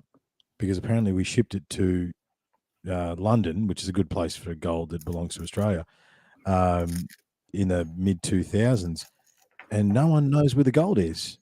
No one knows where the gold is. Where's the gold? Right? It's classified. I can It's tell classified. you. Yeah, I could tell you in a skip. Yeah, I can't tell you tonight, but I can tell you in a skiff. Yeah. It's in the Vatican vault. Oh man, when you That's the new Library of Alexandria. that is the new library. Yes, of that's Alexandria. right. It really 100%. is. Yeah, It someone really is. we need access before it gets burnt down. One of the stats actually I can see here that I didn't mention is that was that guy from Tennessee. I wish I could remember his name. He said "Dad gum" a few times. However, they do an audit on the Pentagon every year, and they fail it every year. They roughly lose $1 billion every year. I mean, where do you lose $1 billion? Under the couch? Like, you know, you need to look under the chairs here in the refinery. Maybe there's $1 billion under here. And over 60% of the military assets are unaccounted for. How is that even possible? Right? I mean, when, you know, and I think the example that he uses, like if you spend $600 on eBay, if you sell 600 on eBay these days, you get a phone call from the IRS. But the Pentagon can accidentally lose $1 billion every year. And, you know, but going back to Independence Day, it's like, how do they fund this? What, you think every hammer costs 50 grand? Do you think, you know what I mean? That's what I was going to say, man. I think if you just like extrapolate upon like any government contract here in Australia. Yeah, exactly. I can We- understand I how know. they lose fucking $1 billion. Yeah, I man. know. I know. It's all in those long smokos and Yeah. stuff like that. We were out in the CSG field. There Yeah, was that's there, it, there was mate. a few million lost there for sure. 100%. Atlantis, Clinton. We've mentioned Atlantis. We haven't dedicated anything specifically to Atlantis. However, Atlantis is definitely in the pre-cataclysm picture for sure. I think maybe we need to put a pin in a specific UTC on Atlantis, Azores, that sort of stuff. It's probably time. Oh, what's he started? Oh dear. Here we Sure go. Have we we didn't do have we done one? Atlantis? The problem is we the are. problem I don't is know. Clinton. There's 208 episodes look, over I so feel many like years. I man. feel like Atlantis has definitely been in conversations, whether it's been a specific episode. No, I don't think it's been specific, but we've definitely discussed it. I mean, I side with the fact that the Azores was probably Atlantis, and there's a lot of evidence for that. And I'm not saying that the Eye and the Sahara and all that sort of stuff aren't something. But if we're dealing with an advanced civilization that existed all over the planet, it wouldn't just have been Atlantis as one hub. However, yeah, there's even the archaeological stuff coming out of the Azores is very interesting.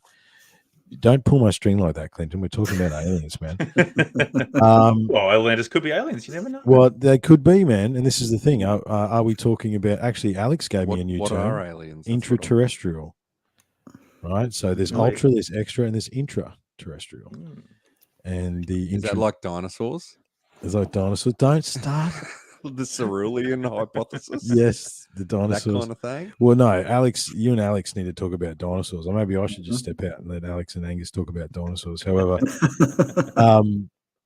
yeah, the whistleblower stuff, I know someone said, yeah, the American government is $2.3 trillion in debt to the Decepticons. That's true. Well, who else? You know what I mean? But don't mention COVID, please. We don't need another bill from bloody YouTube. I know we can't talk about that. But Yeah. didn't- Don't mention didn't COVID. China buy a lot of You their just debt? mentioned it twice, you idiot. Oh, damn it. What am I doing? Sorry, so I'm out. I'm out again. Didn't Sorry, China guys. buy a lot of America's debt? Something along those lines? let's not get into world economics. We We can't. can barely put two sentences together. Yeah, we can't. We Got to can't. clean your room first. Yeah, clean you. You want to change the world? Clean your room. Make your bed. Yeah, exactly. The whistleblower protection stuff is very, very interesting as far as how far does that go, and are they actually going to hold that up? Obviously, Grusch is a good example of that. One of the things that came out of the Corbell podcast that I heard today was like how we treat David Grusch.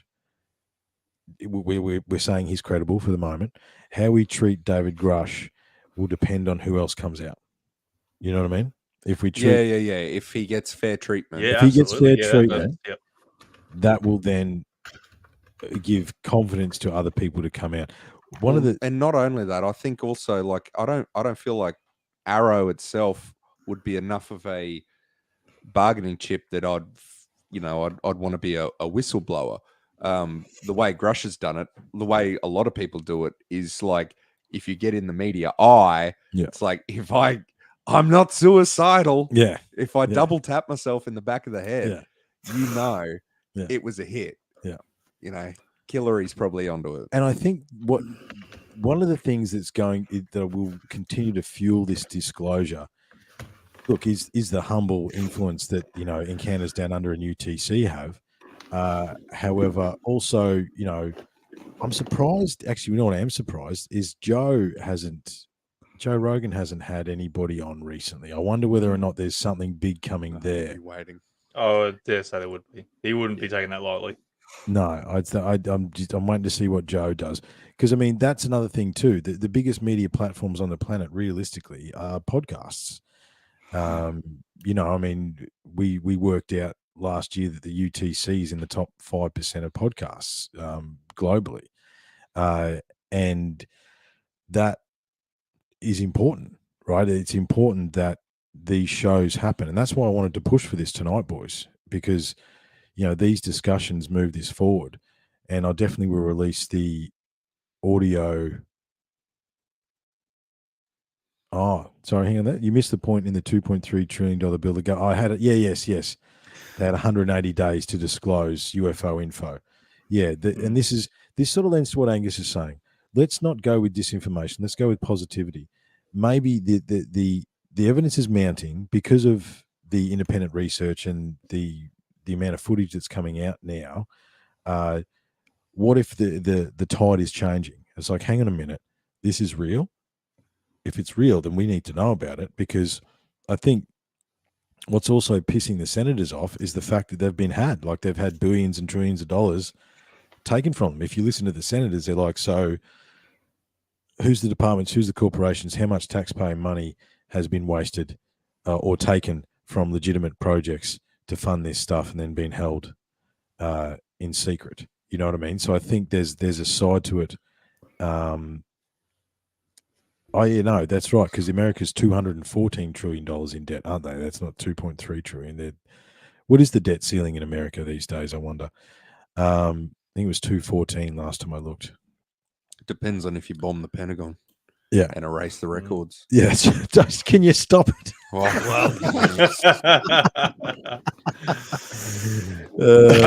hope you're not referring to 9/11. Yeah, he is referring to was. 9/11. He is referring to 9/11. No. never said that. Fortunately, there is an episode on the UTC on 9/11, and I actually did that with the American boys, and I would actually, everyone needs to listen to that. Whatever your perspective is on 9/11, go back in the back catalogue for UTC, download the 9/11 episode, because it was profound, to be perfectly honest. Yeah. I'm not on there. No, Angus isn't there. Yeah. So just in listen in. case, yeah. Well, let's hear from the listeners. Do you guys want to discuss anything else about the congressional hearing? Alex, we'll start with you, mate. Is there anything else you wanted to bring up about the hearing?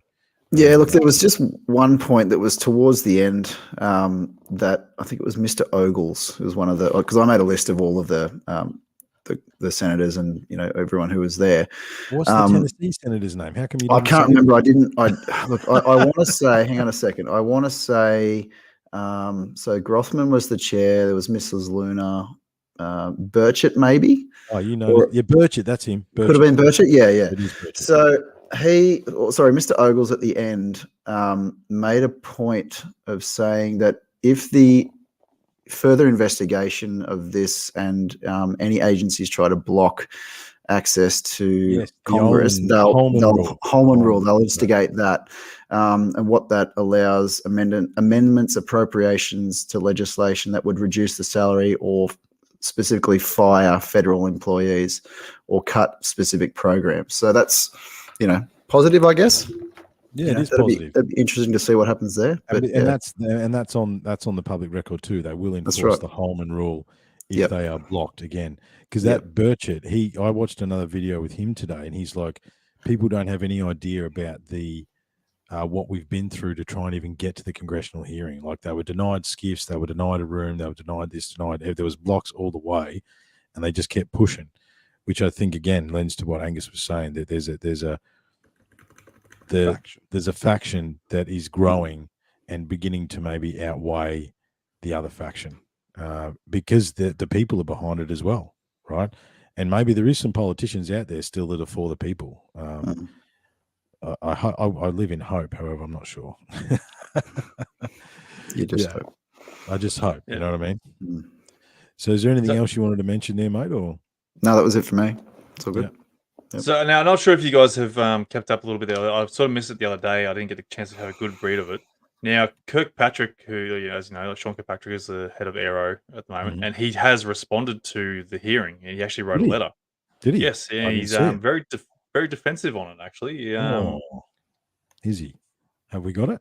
I can try and read it for you if you like. I do have it here. I'll see if I can share the screen up. I'm going to do a little thingy no here. Mistakes here, guys. No mistakes. Oh, don't put the pressure on me. Jeez. All right. I just don't want to share the wrong window, like there might be something on there. Yeah, I'll anyway. look up the history. All right. That's super readable. I'm getting there. Hang on, I'm going to see if I can try and zoom this in. So hang on, give me a minute, guys. Oh, there's some history. No. We'll just move closer. Yeah, move closer. See is that working? That's not. Well, does that work? It's doing something. It's getting smaller. That's great. How's that? Doing a good job. I'm zooming and it's getting closer. Oh, hang on. Is that one working a bit? Yeah. What are you doing? It's Well, I think zooming it's is not just- working. No, everything's getting smaller though, so it looks How like does it that is work? it's All right, hang on, see if we do zooming, like but this. like it's not technically getting bigger. Yeah, that's right. I don't know what's happening. Oh, look, I'll read it out. Like, I'm sure you can sort of see that a little bit there. Yeah, that'll do. So Can you read it out? Yep. I'll see how I go. Right, so Sean Kirkpatrick has applied to the recent hearings there. So he says, let me begin by saying that the following are my own personal observations and opinions, which do not necessarily represent official DoD or IC positions. Yesterday, the Subcommittee on National Security of the Border and Foreign Affairs held an open hearing on UAP during which a government cover-up of extraterrestrials was alleged. I wholeheartedly applaud congressional efforts to get to the truth about what UAP are and the risks to both pilot safety and national security. I am also absolutely committed to transparency on both an historical mission and the operational mission. Yeah, yes, yep. Anyway, as the director of Aero's amazingly talented, devoted, and highly motivated team, however, I cannot let yesterday's hearing pass without sharing how insulting it was to the officers of the Department of Defense and intelligence community who chose to join Aero. Many with not unreasonable anxieties about the career risks this would entail, that have been working diligently, tirelessly, and often in the face of harassment and animosity to satisfy their congressional mandate mission. They are truth seekers, as am I, but you certainly would not get that impression from yesterday's hearing.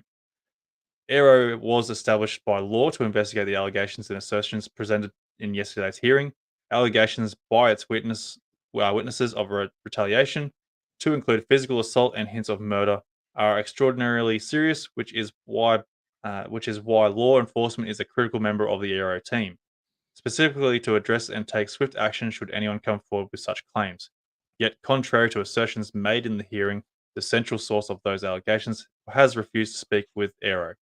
Furthermore, some information reportedly provided to Congress has not been provided to Aero, raising additional question about the true commitment to transparency by some congressional elements.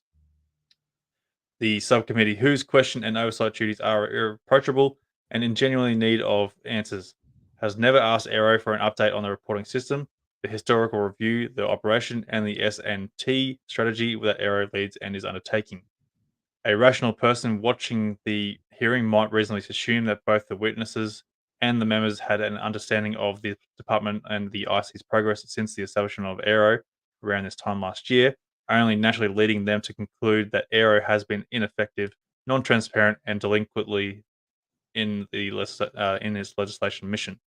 Aero briefs the Defense and Intel committees regularly, and since that last NDAA and the Homeland Defense S&T and several other committees as well.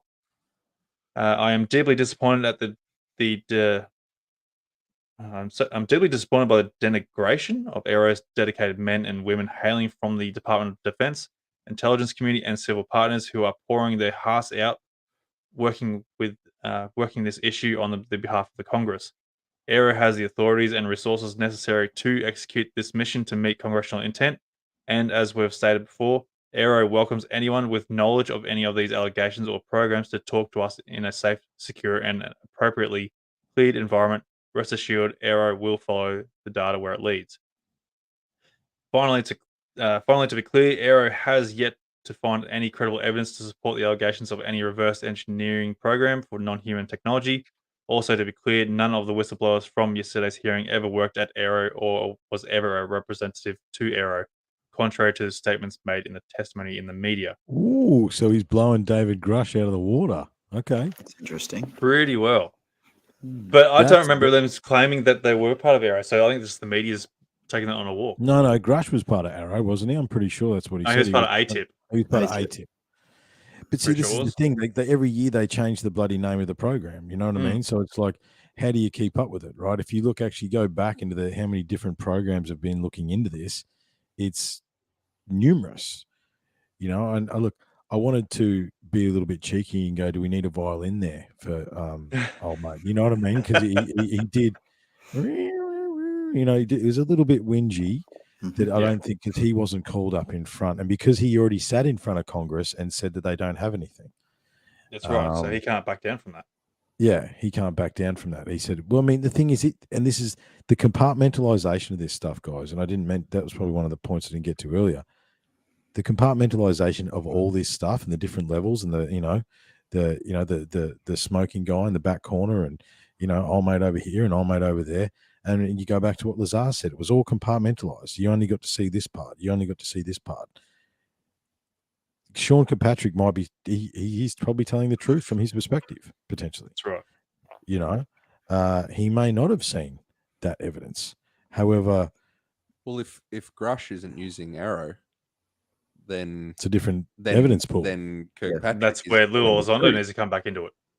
Yeah, that's what I mean. It's like he is telling the truth. He's like, we don't have anything because no one's approached us because no one trusts us. Yeah. Yeah. Or there's another thing too that's been sort of brought up too is have they been read or given the clearance to be able to investigate further into some of these things, which is a big thing. Like, if you don't have the clearance levels to go and start investigating where you want to be investigating, you're at a brick wall and you can't do anything. It's like yeah, so of course they're not going to be seeing any of this stuff. You reach a security level clearance, which is so you also don't. a classic government tactic. Yeah, Like absolutely. we'll create the whole thing, the department, but we won't give them the appropriate clearance, so they can't actually find anything. And I don't know. They did bring up. I think they did bring up the fact that he mentioned that they didn't have anything. Well, they weren't that scathing of Arrow in the congressional hearing. I didn't think. That's why I sort of thought. Does he need a bit of a violin? Do we need a box of tissues from Mr. Kirkpatrick? You know what I mean? Yeah. Look, Arrow isn't a front of mind thing to be talking about in terms of like what was said in the hearing. No, I wouldn't. It wasn't have of said that. interest at all. Paid zero attention. Apart from the fact they mentioned that he said they had nothing. And then Grusch said that he asked to brief Kirkpatrick, I think. Is that the only other thing that was said about Arrow? And he did approach him. I remember him saying something. Yeah, Grusch did approach him and it won nothing. Yeah, exactly. So that's where's that claim from his know. statement there, saying that no one's approached him. So that's a lot of bullshit then again too. But yeah, it's interesting stuff, guys. I mean, how do you? As I say, it's unprecedented. And again, I think we need to. Yeah, did you guys want to mention anything else about the hearing? Because I wanted to go back a little bit. I wanted to go back in the past a little bit. That's right. You find where you want to go back to. I just want to mention too, like we were talking about clearances and that. I'm pretty sure he just mentioned it before when I was reading that. I can't remember I can't find where the phrase was now, but he said that they got clearance to investigate into this. I'm trying to find it now. I wish I could find it now. But I'm pretty sure it said that like they have the capabilities. What you just recited to us then, he said they have got the clearance to look into it. Yeah, but then there's also people saying that he doesn't have the clearance, or there's but speculation. Top secrets here, Anthony, and then there's you know what I mean? And which gate are you allowed to go? That's through, right. You know what I mean? But I'm just trying again, like he's the contradiction in his statement to what's being said otherwise. That's what I'm trying to get at. Yeah, do you want to add anything there, Alex? Or did anyone from the listeners want us to expand on anything from the hearing? I think we've covered it pretty well, boys. I think so. Yeah. Yeah. I'm good. Yeah. Resounding yes. Resounding silence. Yes. So what I wanted, again, we need to do a bit of a review, and Gillibrand is letting Kirkpatrick off the hook. It's weird. Look, the conspiracy mind in me tells me, I think someone said it before, Kirkpatrick's a shill, and I maybe concur. I concur with that because there's definitely two sides to this, and one side wants to let it, just continue to deny. We don't have anything. Apart from the aliens they found in Virginia in 1996. I think I want to talk a little bit about the reverse engineering for a second, because that was one of the big things that came out of the hearing, and we haven't really spoken about that. And then it goes back to Bob Lazar, but it also goes back and I think one of the awesome listeners said before, there's over 750 people that have come forward. It's not just those three. I think the three that they want, there you go, that has over 750 witnesses, 2001 National Press Club 2023 this year. Yeah, definitely. So, but there's also disclosure projects happening. Mate. Yeah, thanks, mate. Nate. Thanks, Nate, mate. Nate.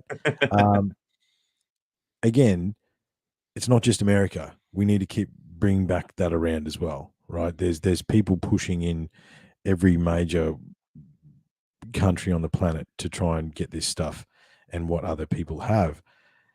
Let's pretend for a second, because I mean, you know, one of the initial notes that I wrote that I wanted to come back to was that's work stuff. Hang on a minute. Have they figured out the tech? Is this Black Ops craft? So I mean, you mentioned the TR3B. Okay, so that's a triangular black craft that you can actually get the schematics for online. I'm pretty sure there's stuff written about it. It is a legitimate design. Since 1989, when Lazar came out, I don't imagine they've stopped working on the tech. Have they been able to reverse engineer some sort of anti-gravity technology? One of the things we said years ago here was, I think when Trump created the Space Force, I think I said in the refinery here one night that one day tomorrow we'll wake up and there'll be a fleet of spaceships and helicarriers from the Marvel movies. You know what I mean? And they're just going to say, "Oh yeah, we created the Space Force, and all these have been around." You know what I mean? Yeah, and it's just going to happen like that. Because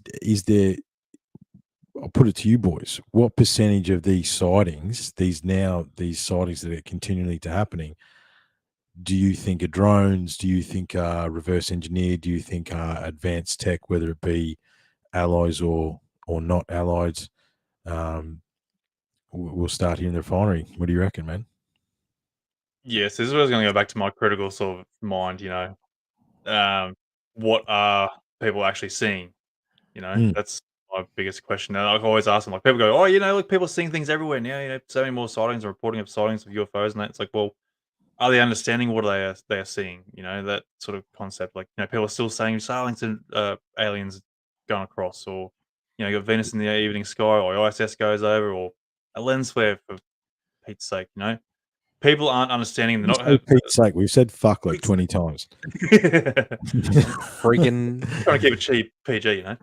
Cheese and biscuits. Yeah, Cheese and no biscuits. point with that now. To back up something that you're saying there, Anthony, I actually had a moment the other day, like maybe a month ago, where Good point, Michelle. Where we're situated, the planes that fly into Amberley sort of fly directly from the west towards us. Yep. So I see the planes front on a lot, and most of our planes are all like dark grey. So there was one day when this silver like 747 was coming straight towards me, and on a certain angle, I had to stare at it for like 20 seconds until it changed enough angle in the air that I could be like, "Oh no, that is a plane," because the jets are facing away from me, so it sounds silent. And the reflections coming off the front of the plane. So it was just this bright reflection in broad daylight. And I'm thinking, what the hell is that? And it appeared, the way the light was reflecting, it appeared like it was hovering. But it wasn't until I waited that it got closer and it slightly changed angle because it was then landing over there, that I was like, oh no, it's not. So if you were driving in a car and you saw that perspective and you only saw it for 5 seconds, 100% you'd think, what is that hovering? It was and it disappears behind a tree or something because you're moving. Whereas I had the benefit of being still and being able to take the time to look at it.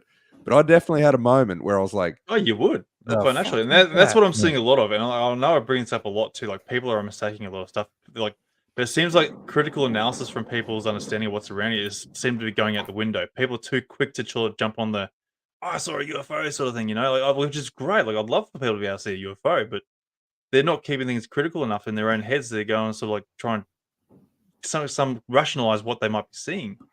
And my question though is with that is it, and look, I'm not picking on you, Anthony, but I think some of the things you're overly critical. Like, I think there's been some pretty tates on the UFO page where, from my critical eye, I think there's some of the stuff that was spotted in North Queensland that was posted on the page earlier this year. I think that was pretty bloody credible. But everyone's like, no, it's a reflection of a lens flare of a this, of a that. Is, it's all fucking swamp gas and weather balloons. You know what I mean? Yeah. Like, I think there's a conditioning that because we've been told it's bullshit for so long, maybe there is actually part of a conditioning there where whilst we are all believers here, you got a big UFO hovering over your head, mate. However, it's are we overly critical? Right, like that's why I started with the enchantment. That's what I was saying last time too. Like I know I'm overcritical on stuff, and I admit to that. I've been damaged, and from seeing too much shit on social media where people Look, are just don't get me jumping wrong. to yeah. I know. I remember there was a number agree with 3 you. balloon. I remember there was a number 3 silver helium balloon that everyone got excited about, and I was like, "Oh, look, that's not."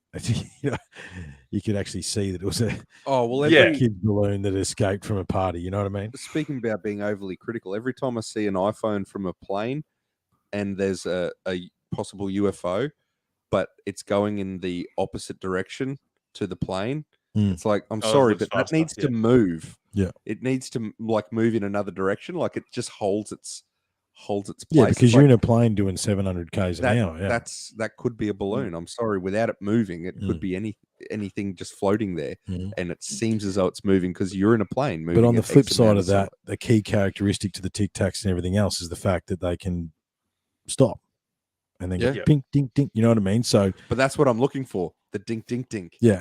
The stopping. Did it turn 90? Yeah, did it turn 90? Did it That's turn right. 90? Yeah. Your dick touches of what See, he's gone through. the other thing is too, like people will go on, like they'll record something, Everyone gets but it'll only go for about 30 seconds. Yeah, and then they go, oh, that's my UFO, and it's like, well, what happened to the rest of the whole data behind that?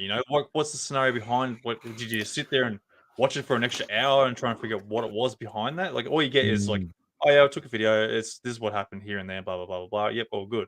And it's like, okay, but what about the rest? Like how we got the Tic Tac footage. Where's the rest of that footage? Yeah. But anyway, that's my tangent. But when you edit things down, it leaves everyone to think what happened after that. Yeah. Did you edit that down because that's the part that makes it look like a UFO? And then five seconds past where that video ends, it turns and you can see the red and green lights flashing on it, or something, that kind of jazz. It's like, oh, you've got to edit it to make it look good. The other thing, that's right. Can we, just before we go too far, Chris said something cool before about weaponizing. Like, why have we not seen any more of the tech or something? Are we able to scroll back up? a lot of the stuff we want to know I want to know they're not telling us because they're trying to be the. Yeah, exactly. Absolutely. I think there's definitely a race between the major powers to try and perfect anti-gravity tech. I just wanted to expand upon that a little bit as well. Like weaponizing, yes, that's definitely a really good one, but also monetizing. You got to look at where like aeronautics has been for the last, since 1903, when the Wright brothers sort of invented the plane off Leonardo's bloody drawings. We went into propeller propulsion with a gasoline engine into jet propulsion, still using fossil fuels. We've got to think about the monetization. If we could have completely skipped the ability for those massive corporations to make all the money that they've made off of those inventions. Absolutely. Because let's not forget, prior to 1947, we were already investigating anti-gravitic technology. Yeah, that's what Tesla was already to looking finish. into That's what I wanted to anti-gravitic finish. technology. Yeah. Like in the late 1800s, early 1900s, we're already looking into that space. So what if prior to reverse engineering, our greatest minds are already sort of breaking through? I think Tesla said something along the lines of he was just missing the energy, the motor, the drive, a way to energize the system, sort of thing. But mathematically, he'd worked it out. Figured it out. Yeah, and then in like 1920 something, he just wrote in his journal, "I figured it out." Didn't actually say how he figured it out. Yeah, it was like in a memoir. He was in a memoir. Yeah, those lines. I didn't have the fuel source bill or the energy source, but I figured that out, and he just left it. Yeah, super vague. Yeah, but the original question was, what part do you think is drones or reverse engineering now? Do you think they've reached a level of reverse engineering and they're not sharing it with us so they can still make money out of their jet fuel? Yeah, well, my question is, how much needs to be reverse engineering, or is that another faction on top of the factions that already exist? Could be. So, because either with our with our own anti-gravitic research that was happening prior to 1947, the possible first captured craft, you know, the Roswell sort of incident. Had we already hit something, or did it die a natural death because no one just got any further? Like there's two possibilities there. It could have, we either had success and it went quiet, it got compartmentalized, or we didn't have success. So then it would then go on to the reverse engineering stuff, the captured craft. Okay, we've got a little bit further along. Well, we need to go back to the Nazi bell now as well. That's another thing, exactly. Right. What did the Nazis find? What tech did they have? Because they're as compartmentalized as anybody else. Absolutely, they are. You know what I mean? They were all working off in their own little tangents. So yeah, it's like, what was reverse engineered? What did we come up with?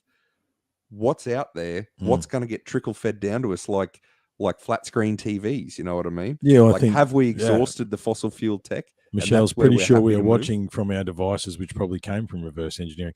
There is that. I mean, liquid crystal displays.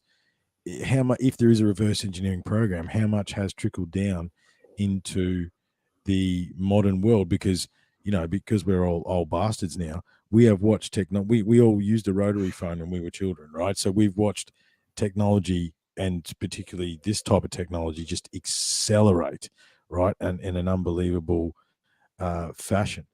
1897, Aurora, Texas was the first found craft with bodies. I need to know more about that. I don't know enough about that one. Expand, Fraser, in the chat if you can. However, you know, what about you, Alex? What do you think as far as what's Look, I'm going to say it's probably a bit of a 50-50. You know, look, if we do have craft and we have reverse engineered them, then yes, they're probably testing them, and they have been for a long time, and they're, you know, changing them, they're evolving, you know, they're making new models, all that kind of stuff. Yeah, and look, there's a whole bunch of tangents that I could go off into as to why they're not releasing it, or, you know, why they're not talking about it, you know, and it comes down to, you know, money and power and control and whatever else. But look, you know, I've seen stuff. I've seen some stuff that I can't explain, you know, in the last few years, and I've had some interesting experiences throughout my life as well. But you know, from that perspective, you can't just brush over that. No, I'll come back to it. Okay, we're not finishing the show until you do it. Okay, cool, Yeah, that's fine. exactly. So a couple of years ago, like I'm not going to. I'll just say in the last 3 years, you know, I've seen quite a lot of things, you know, that I can't really explain, you know, lights and things. And, you know, the one that stood out the most for me is, you know, I'm watching this, you know, what I thought was a satellite travel across the sky. It stops and goes back the other direction. So no plane does that, you know, and I'm talking about like stop, go back straight away. Like there was no way it was a plane, and it didn't do a turnaround and come back again. It stopped and kept going. So that's probably the one that made me really think about a lot of things. You know, and I've seen a whole bunch of other things as well. You know, as I said, just lights and things traveling in formation across the sky, you know, 2-3 lights at a time that are too big to be a satellite. You know, like I know how big the ISS is, and you know, the Hubble and all the other things that you can see in the sky. I've got an app on my phone that tells you where they are. But like when you check them and they're not there, you're sort of thinking, well, what are they? They're too big to be a rocket body. You know, they're all different. I mean, they could be closer. Yeah, exactly. What is it? And it leaves that question open as to, you know, I look at things from a, you know, a balanced perspective, is that I'm not 100% convinced that it's what it, you know, it's a UFO or UAP, but I'm not dismissing that as well. I think that, you know, you need to keep that open mind about it. But with regard to the, you know, whether they're, you know, are they from another world, another dimension, whatever, look, possibly, I think we probably have that happening, but I do also think that we do have reverse engineered craft, and they are testing them. You know, they are seeing what their capabilities are. You know, and you've got to also think as well that someone alluded to it. You know, we don't have the fuel source or the propulsion mechanisms to Power. make them work correctly. And like there was that was it element 115 that Bob Lazar talked about. That's in very, very short supply, if at all. But the other perspective is you've got fuel companies and energy providers and all these people that are making billions of dollars off their sales, and if this technology comes into the forefront, they lose all their money. So they're probably pushing back very, very hard to stop this stuff from coming forward. Of course, Of course, I mean, there's the Bendor motor as well that Randall Carlson's been pushing, and he even supposedly went on the JRE, and Joe's never released the episode. And that was supposedly a free energy motor that you could attach to an internal combustion motor that would basically render the battery powered cars, lithium, everything. It's hot. It's over if that motor is actually real. But the Bendor motor was theoretically designed on a motor based on sacred geometry and ancient designs from the past, right? And when we talk about the past, you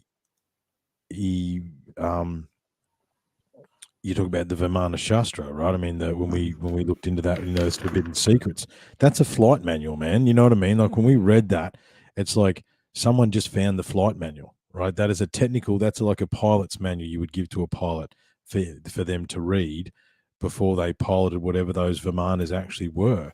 And tacking on what Angus was saying too, I think everything like 1929 to 1939, so much happened in that 10-year period prior to World War II as far as research is concerned. I mean, down here in Australia, that's when Australia's Stonehenge was found and surveyed. There was so many things that happened in that 10-year period that by 1945, the victor writes the story, man, right? So all the education that we have in our schools these days, everything is post-1945. That was designed, built, and done after World War II, and the victor writes the story, right? So, I said that to, I said it to Kathy today, I think. I'd love to spend time in the National Library just focusing on whatever papers and everything else like that were released in that period, 1929 to 1939, because after 1945, it no longer mattered because World War II happened. And, you can't discount the Foo Fighters. I mean, this is where this actually all started. It's not Roswell, right? It's the Foo Fighters. They were fighting lights in the sky in World War II in their bombers and stuff like that. Like there's all these incidents where, people are firing on things. And I think there was even there was a thing where it's not us. It's not us. You know what I mean? Like you stop firing at us. What's the lights in the sky on us? There's all these stories out of World War II. And then obviously the atomic weapons, that's the big thing. These things are doing reconnaissance on nuclear and military facilities. This is what's happening. There's how many stories about that. But I think I don't mean to like one of the coolest episode, one of the coolest few episodes that me and Angus ever did was the Otis Carr stuff. And we did a deep dive on Otis Carr, and with Grubb as well. With Grubb was on that as well. And I think that Otis Carr, who was a protege of Nikola Tesla before he died, he took Tesla's blueprints and his information, which is how his blueprints were done. And I don't know, at the end of that, I'm pretty sure, and we still agree that I think Otis Carr built a UFO. You know what I mean? I think he did. And then they stole it. And like the story of Otis Carr is so crazy because no one really knows a lot about it. So that if you want to, as far as anti-gravitic technology and where that started, but the other thing is too with anti-gravity stuff and antimatter vehicles is up until 1954, I think it is, and Otis Carr was 57, 58, 59, I think. But up until 1954, the next big thing in transportation was anti-gravity. And you can go back and find news articles about it and, the World's Fair. And actually, like, I think they were trying to display something like Howard Stark did in the Marvel movies. That actually happened back then, right? They were trying to show electromagnetic anti-gravitic technology, and they thought it was the next big thing. and then all of a sudden, nothing in the mid-50s. Yeah, look, Randall Carlson is more Randall than you can handle. His voice is a lot, and you can't take him in massive doses. But I'm definitely a student of Randall, and his ability to look at things critically and stuff like that. I side with Randall on a fair amount of things. While we're talking about JRE guests, let's put Eric Weinstein in there as well. Yeah, Eric Weinstein. Yeah. He seems pretty smart. Yeah, they'd be a bit better than the panel that's been presented to you tonight. Straight up sophomaniacs. We're just a bunch of sophomaniacs, which is for those that don't know, that's someone who has the delusion that they're intelligent. And I think, boys, the anti-gravity, this just didn't happen now. For those that are late to the party, this just didn't happen now. This has been going on, anti-gravity investigation. Everything has been going on for a long time, and it's what this hearing did is it brought it into the light for the larger population, regardless of whether it's a distraction or whatever it is. It moved the conversation forward in a way that has never been done before, and I think that's where I want to. The positive side of me, the non-conspiratorial side of me, I felt pretty cool about that. I thought it was really awesome that it happened. And there was definitely vilification and justification. And I did actually think about some of the guests that Anthony's had on his awesome show, right? Those people must feel a sense of relief and a sense of, understanding.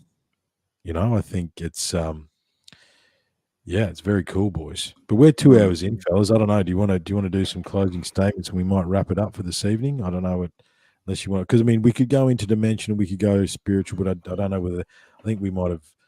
Maybe we put a pen in that and we come back. Because I'm nearly done. I don't know about you boys. Well, I've got a bit more to go on to. Now I'm not sure if it was before or a little bit after Ross's interview with Ross. Mm-hmm. Now I'm pretty sure it was the DoD or Biden might have done something there. He's put a amendment out there for any companies or personnel that have claimed to have non-human material or technologies or something like that to come forward and represent it or present it. I can't remember. I can't find the article for some stupid reason. It's gone missing. But it's. I'm hoping you might know, Alex, if you're someone in the comments has seen it somewhere. But anyway, there's something there where they're offering people to bring their technology and their material in. Now, I don't know if you watched the second documentary that Ross Coulthard did. I can't remember what he actually called it there, but he had that brown metal sphere. Yeah. And it was meant to be getting tested from what's that? That brain guy's name? I can't remember what his name is now. The brain guy. Yeah, he's a real smart guy, but I think he's like a. I'm not Jacques Vallée in his stuff, because Jacques Vallée had technology as well that he was supposedly going to get tested. That was one, because that was the what was the Blink 182 dude? The Pathway to the Stars or whatever the hell it is. Tom DeLonge and the To the Stars Academy. They're supposed to have something as well. Gary Nolan, there he is. Gary Nolan, thank you. Yep. So Gary Nolan, he's was meant to be doing tests on it. So where is that information? Like, what's being presented there? Like you mentioned too, like with To the Stars Academy, they claim to have material as well. Yeah, that so was their where big is all claim. this? They were going to bring it all out, and they never did. Yeah. Yeah. So where is all this sort of crap? Like we're getting all these promises, but nothing back from them of any follow through. Unfortunately, I think even the people, what's the word? Even the people who are like presenting the stuff that we want to hear, like the George Knapps, the Jeremy Corbells, the Tom DeLonges, they all still want to monetize things. So absolutely. They want to trickle release things. There's this part first. They don't want to just drop a boom. There you go. That's everything. No. You got to get your clicks out of it. You got to get your clicks. You got to get your clicks. You've got to get your come back next week and we'll have more. Like cliffhangers. That's it. They got to keep dropping cliffhangers. That's kind of what Grusch's like whole I can't state it here in the public. I know, isn't it? Yeah. That's kind of the cliffhanger. What's he saying in private? When will that get released? You know, That's it it, keeps yeah. you tagging along. Mm. So Yeah. unfortunately, That's another thing I was going to bring up too. Like, I think it was in Ross's interview as well, where Grusch has mentioned that he wants to start up a something, an organization to sort of like into investigating deeper into this, or something like. And to me, this all like sound like a To the Stars Academy thing there, where it's just a big money grab. And it's like, I really hope he's not going for a money grab on this. Otherwise, if he does that, it takes away all credibility from him. Yeah. that's right. Yeah. Yeah. The same with Ryan Graves. Like, he's talking about creating a way for people to report without fear of blowback or anything like that, and because I think they were talking about that like pilots were receiving cease and desist orders if they disclosed anything, so he's trying to create that that avenue for people to report these things without having any problems. But does that also lend to that, are we just trying to make money out of that? And same with Stephen Greer and all the other people. I mean, Bob Lazar seems to be the only credible one because he hasn't made any money out of it that I'm aware of. And it's weird because no one believes Bob, but Bob's the only one that hasn't made any money. Exactly right. Yeah. It's like he's the only one that hasn't done anything. And he's the one who kind of info dropped us with the most. He just sort went, of here, stuff. this is what I know. This is Leave it. me alone. Yeah, exactly. Yep. Exactly. It seems to be like that media driven side of things. Like, I've seen how the internals of, television and things work through a variety of different ways, but, it's always that, we've got to make this work, we'll do it this way, slightly different, so that we get more views and more, credibility and more following and so on. And yeah, like you were saying, that cliffhanger, let's see what happens next week. Let's bring it back. Yeah, I hate to say it, but I think a lot of it is money driven and media driven. So definitely feels that way. I don't know why it needs to be. Well, and like Joe says there, she said she's heard 6 months to a year. But what is that? Is that the start or the but I've finish? heard 6 months to a year for 3 years. Yeah. Well, that's been Jeremy and George Knapp have been sort of trickling us. Oh, you got to hold on, it's coming. Jacques Vallée, the same thing. Well, I don't know how many times he said in that podcast I listened to today, we know something that you don't know. I know. Ross does the same thing too. It's like, we know that I know that you know that you know that I know. And that's the trickle feed. That's the cliffhanger. Keep you coming back for more.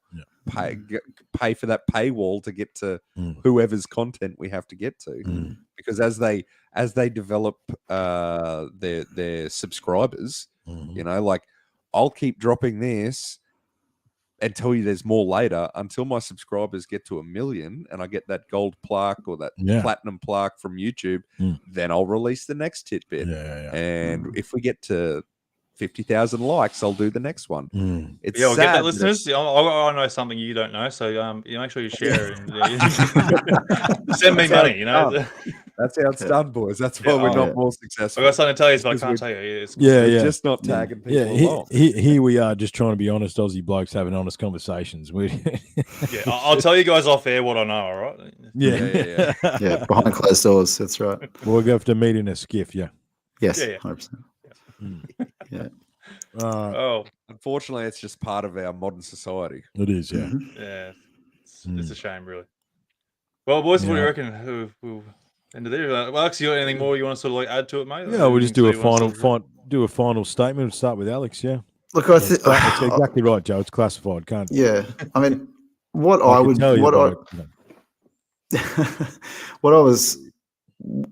my question was, where does this go from here? Like, obviously talking about the Senate committee and the hearing is that, the senators seem to be generally interested in the information that was being put forward. But the question is, are they going to look further into it? Are they actually going to follow through with what they've said, or are they just going to brush it off and say, we looked at it, but nothing came of it? Because you just never know, whether they're just asking the questions genuinely or are they actually asking it because they've been sort of poked and said, hey, ask these questions and look concerned. Genuine, 100%. Yeah. But I mean, the other thing too is, and I won't sort of go too much into this, but something that Ross Coulthart pointed out in his his report. I know that other thing that you sent me the other day, Triffon, it was like there's laws and things that are in place to ensure that this information comes out in a certain way, and that a lot of people are probably shitting bricks at the moment, because if this does come out, there's laws that have been broken. There's people that are going to go to jail, and it's going to change the whole system if it's true and if it comes out in a certain way. So I think a lot of people are probably either in panic mode, and they're sort of saying, no, we'll push back as much as we possibly can. Because they're just afraid of what's going to happen, and it's going to change the whole dynamic. The whole world will change if this comes out. Yeah, 100%. Yeah. No, well said, mate. Well said. What about you, Angus? Huh? What? The final statement. I just like Tardo 666's name, but I think the you're toothpaste right. is out of the bottle. Toothpaste is out of the bottle. There's no going back. We can't unsay what has been said, and it is whether it's for money or not. It's a giant cliffhanger. We're all waiting for what's going to happen, and I think we all know some stuff is going to happen. So I've got my bullshit meter ready. I'm ready to troll through the crap and see what sticks and what doesn't. You know what I mean? So yeah, look, it's exciting times, and it's a fun story to watch. Yellowstone's finished for this time being, so let's get on to the congressional stuff. Oh, it's a Hotmail account. Hotmail account. Tardo 666, eh? Wow. Is that from like 90, the late 90s? Yeah. Gotta be. I love it. I wish I still had mine. Yeah. I've still got mine. You still got yours? Of course you do. I've still got it, yeah. So are you going last, or am I going last? What are we doing? No, you go, mate. You go. Yeah, look, awesome show, guys. I think, look, there's so many other layers to this that we didn't get to tonight, but I really wanted to just focus on the hearing and the importance of that. Where to from here is very interesting. The ripple effect that it's going to have, I think there's a vast majority of the population, I think one of the guys said just there, it's social media and, shows like tonight. And look, thank you again. I really enjoy these lives. Thank you very much for everybody chipping in and asking questions. It makes it very cool. It's very interactive. So I always really enjoy doing these because of that aspect of it. And I think where to from here, I think something's going to happen. It seems like, as I say, that the horse is out of the barn, the toothpaste out of the tube, the cat's out of the yard, or whatever, you know what I mean, whatever it is. And there's enough. I think there's us old hands that are pretty jaded. However, I think that congressional hearing created a lot of new interest that is going to continue to propel this forward.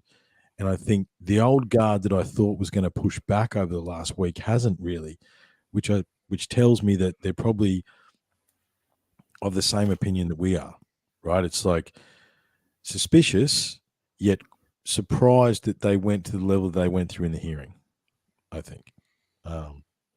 Yeah, thanks again, man. I really, this was cool, guys. We do this again for sure. Yeah, absolutely. It's awesome. Yeah, like you're saying, it's great having the people coming in there, getting the comments there, chatting away, and bringing out the questions that, look, we really appreciate. So, but yeah, for my sort of final thoughts is like my biggest hate on all this is like why. Well, my suspicion is why is America controlling the whole aspect of UFOs and UAP release? For instance, like we mentioned before, like Australia still hasn't gone on board with it. The UK hasn't mentioned anything about it. I think they might have a little bit of a. Grant Levac said the Five Eyes, they have been read in, but they haven't right. released anything to their public. So it's not that they haven't been read in. And that I should have pointed that out before too. I think since that hearing, one of the things that Corbell said is that the Congress and those senators know more now than they did then, right? So they've probably seen stuff that we haven't seen already. They might have seen radar or satellite data or something like that. Oh, you would hope so. Yeah. But still, like, there's not an excuse why Australia, UK, Canada. Well, I know Canada's starting to get on board. They come up with a bit of their stuff. Brazil for other reasons, but there's still hundreds of other countries there that could be coming out with releasing some sort of information that they know about. So why is there a stamp on this whole thing where the US is controlling it? And that's my frustration here. Like, You got something to say, Angus? Go for it, mate.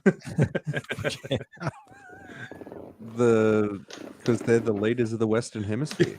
Yeah. We're all in their shadow. They are. They are. The We're all dogs. on their. We're all on their team, unfortunately. Yeah. I know, Would but you rather still got that. China, you got Russia. They could be coming out with on what they know for all of it. Like, there's So other countries true. there. There could have been there could have been a pushback there, but also what has been said, but we're just not getting. Yeah, we just don't know. We only see the world through a lens of propaganda from our Western Hemisphere. Like it's great having things like TikTok and that made by China, because at least then some crap does get through, but then you still got to hit it with a filter about, because it's still just a social media clip.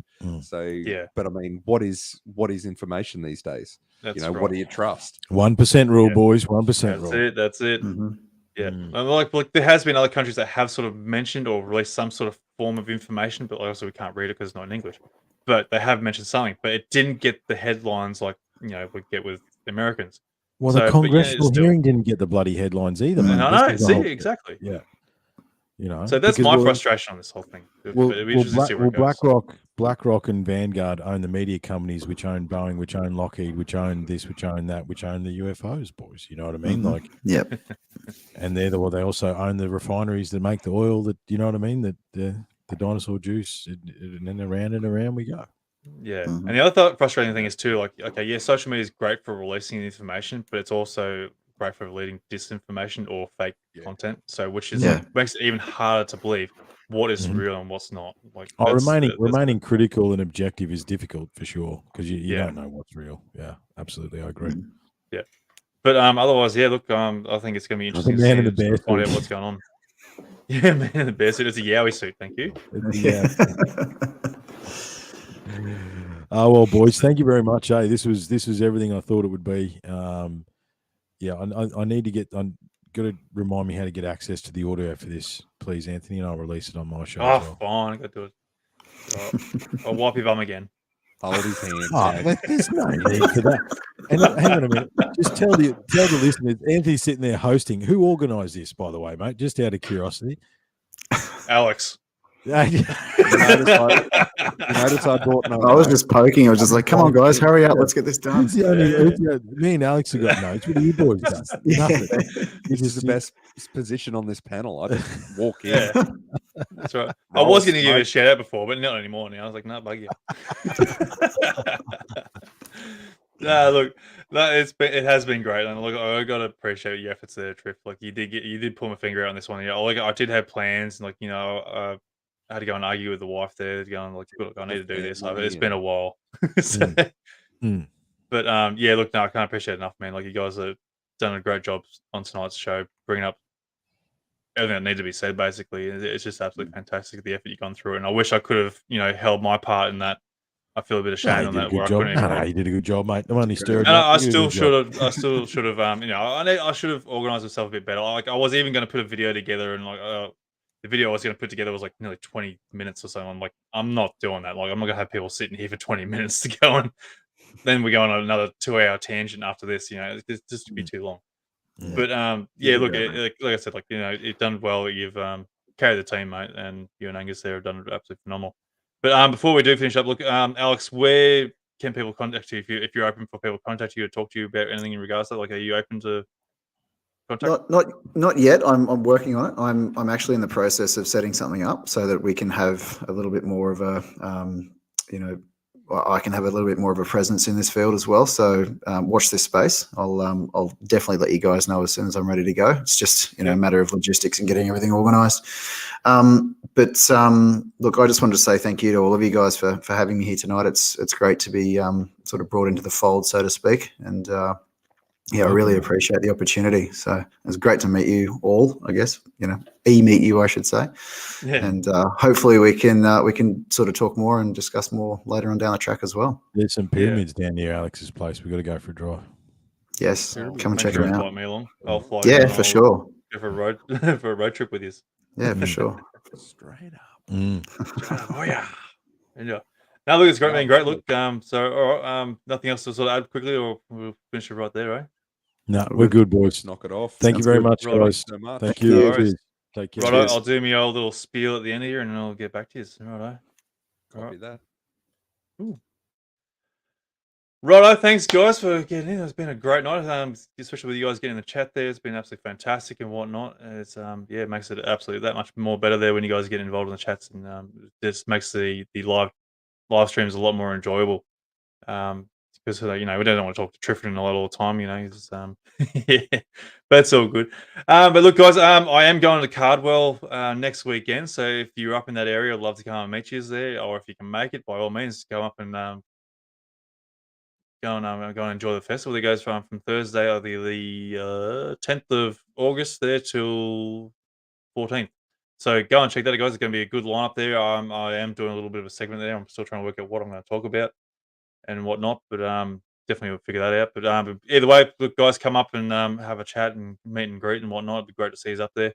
But yeah, don't forget to go and support the show and share and like it. Share it wherever if you've had an experience there, come on the show, talk to me.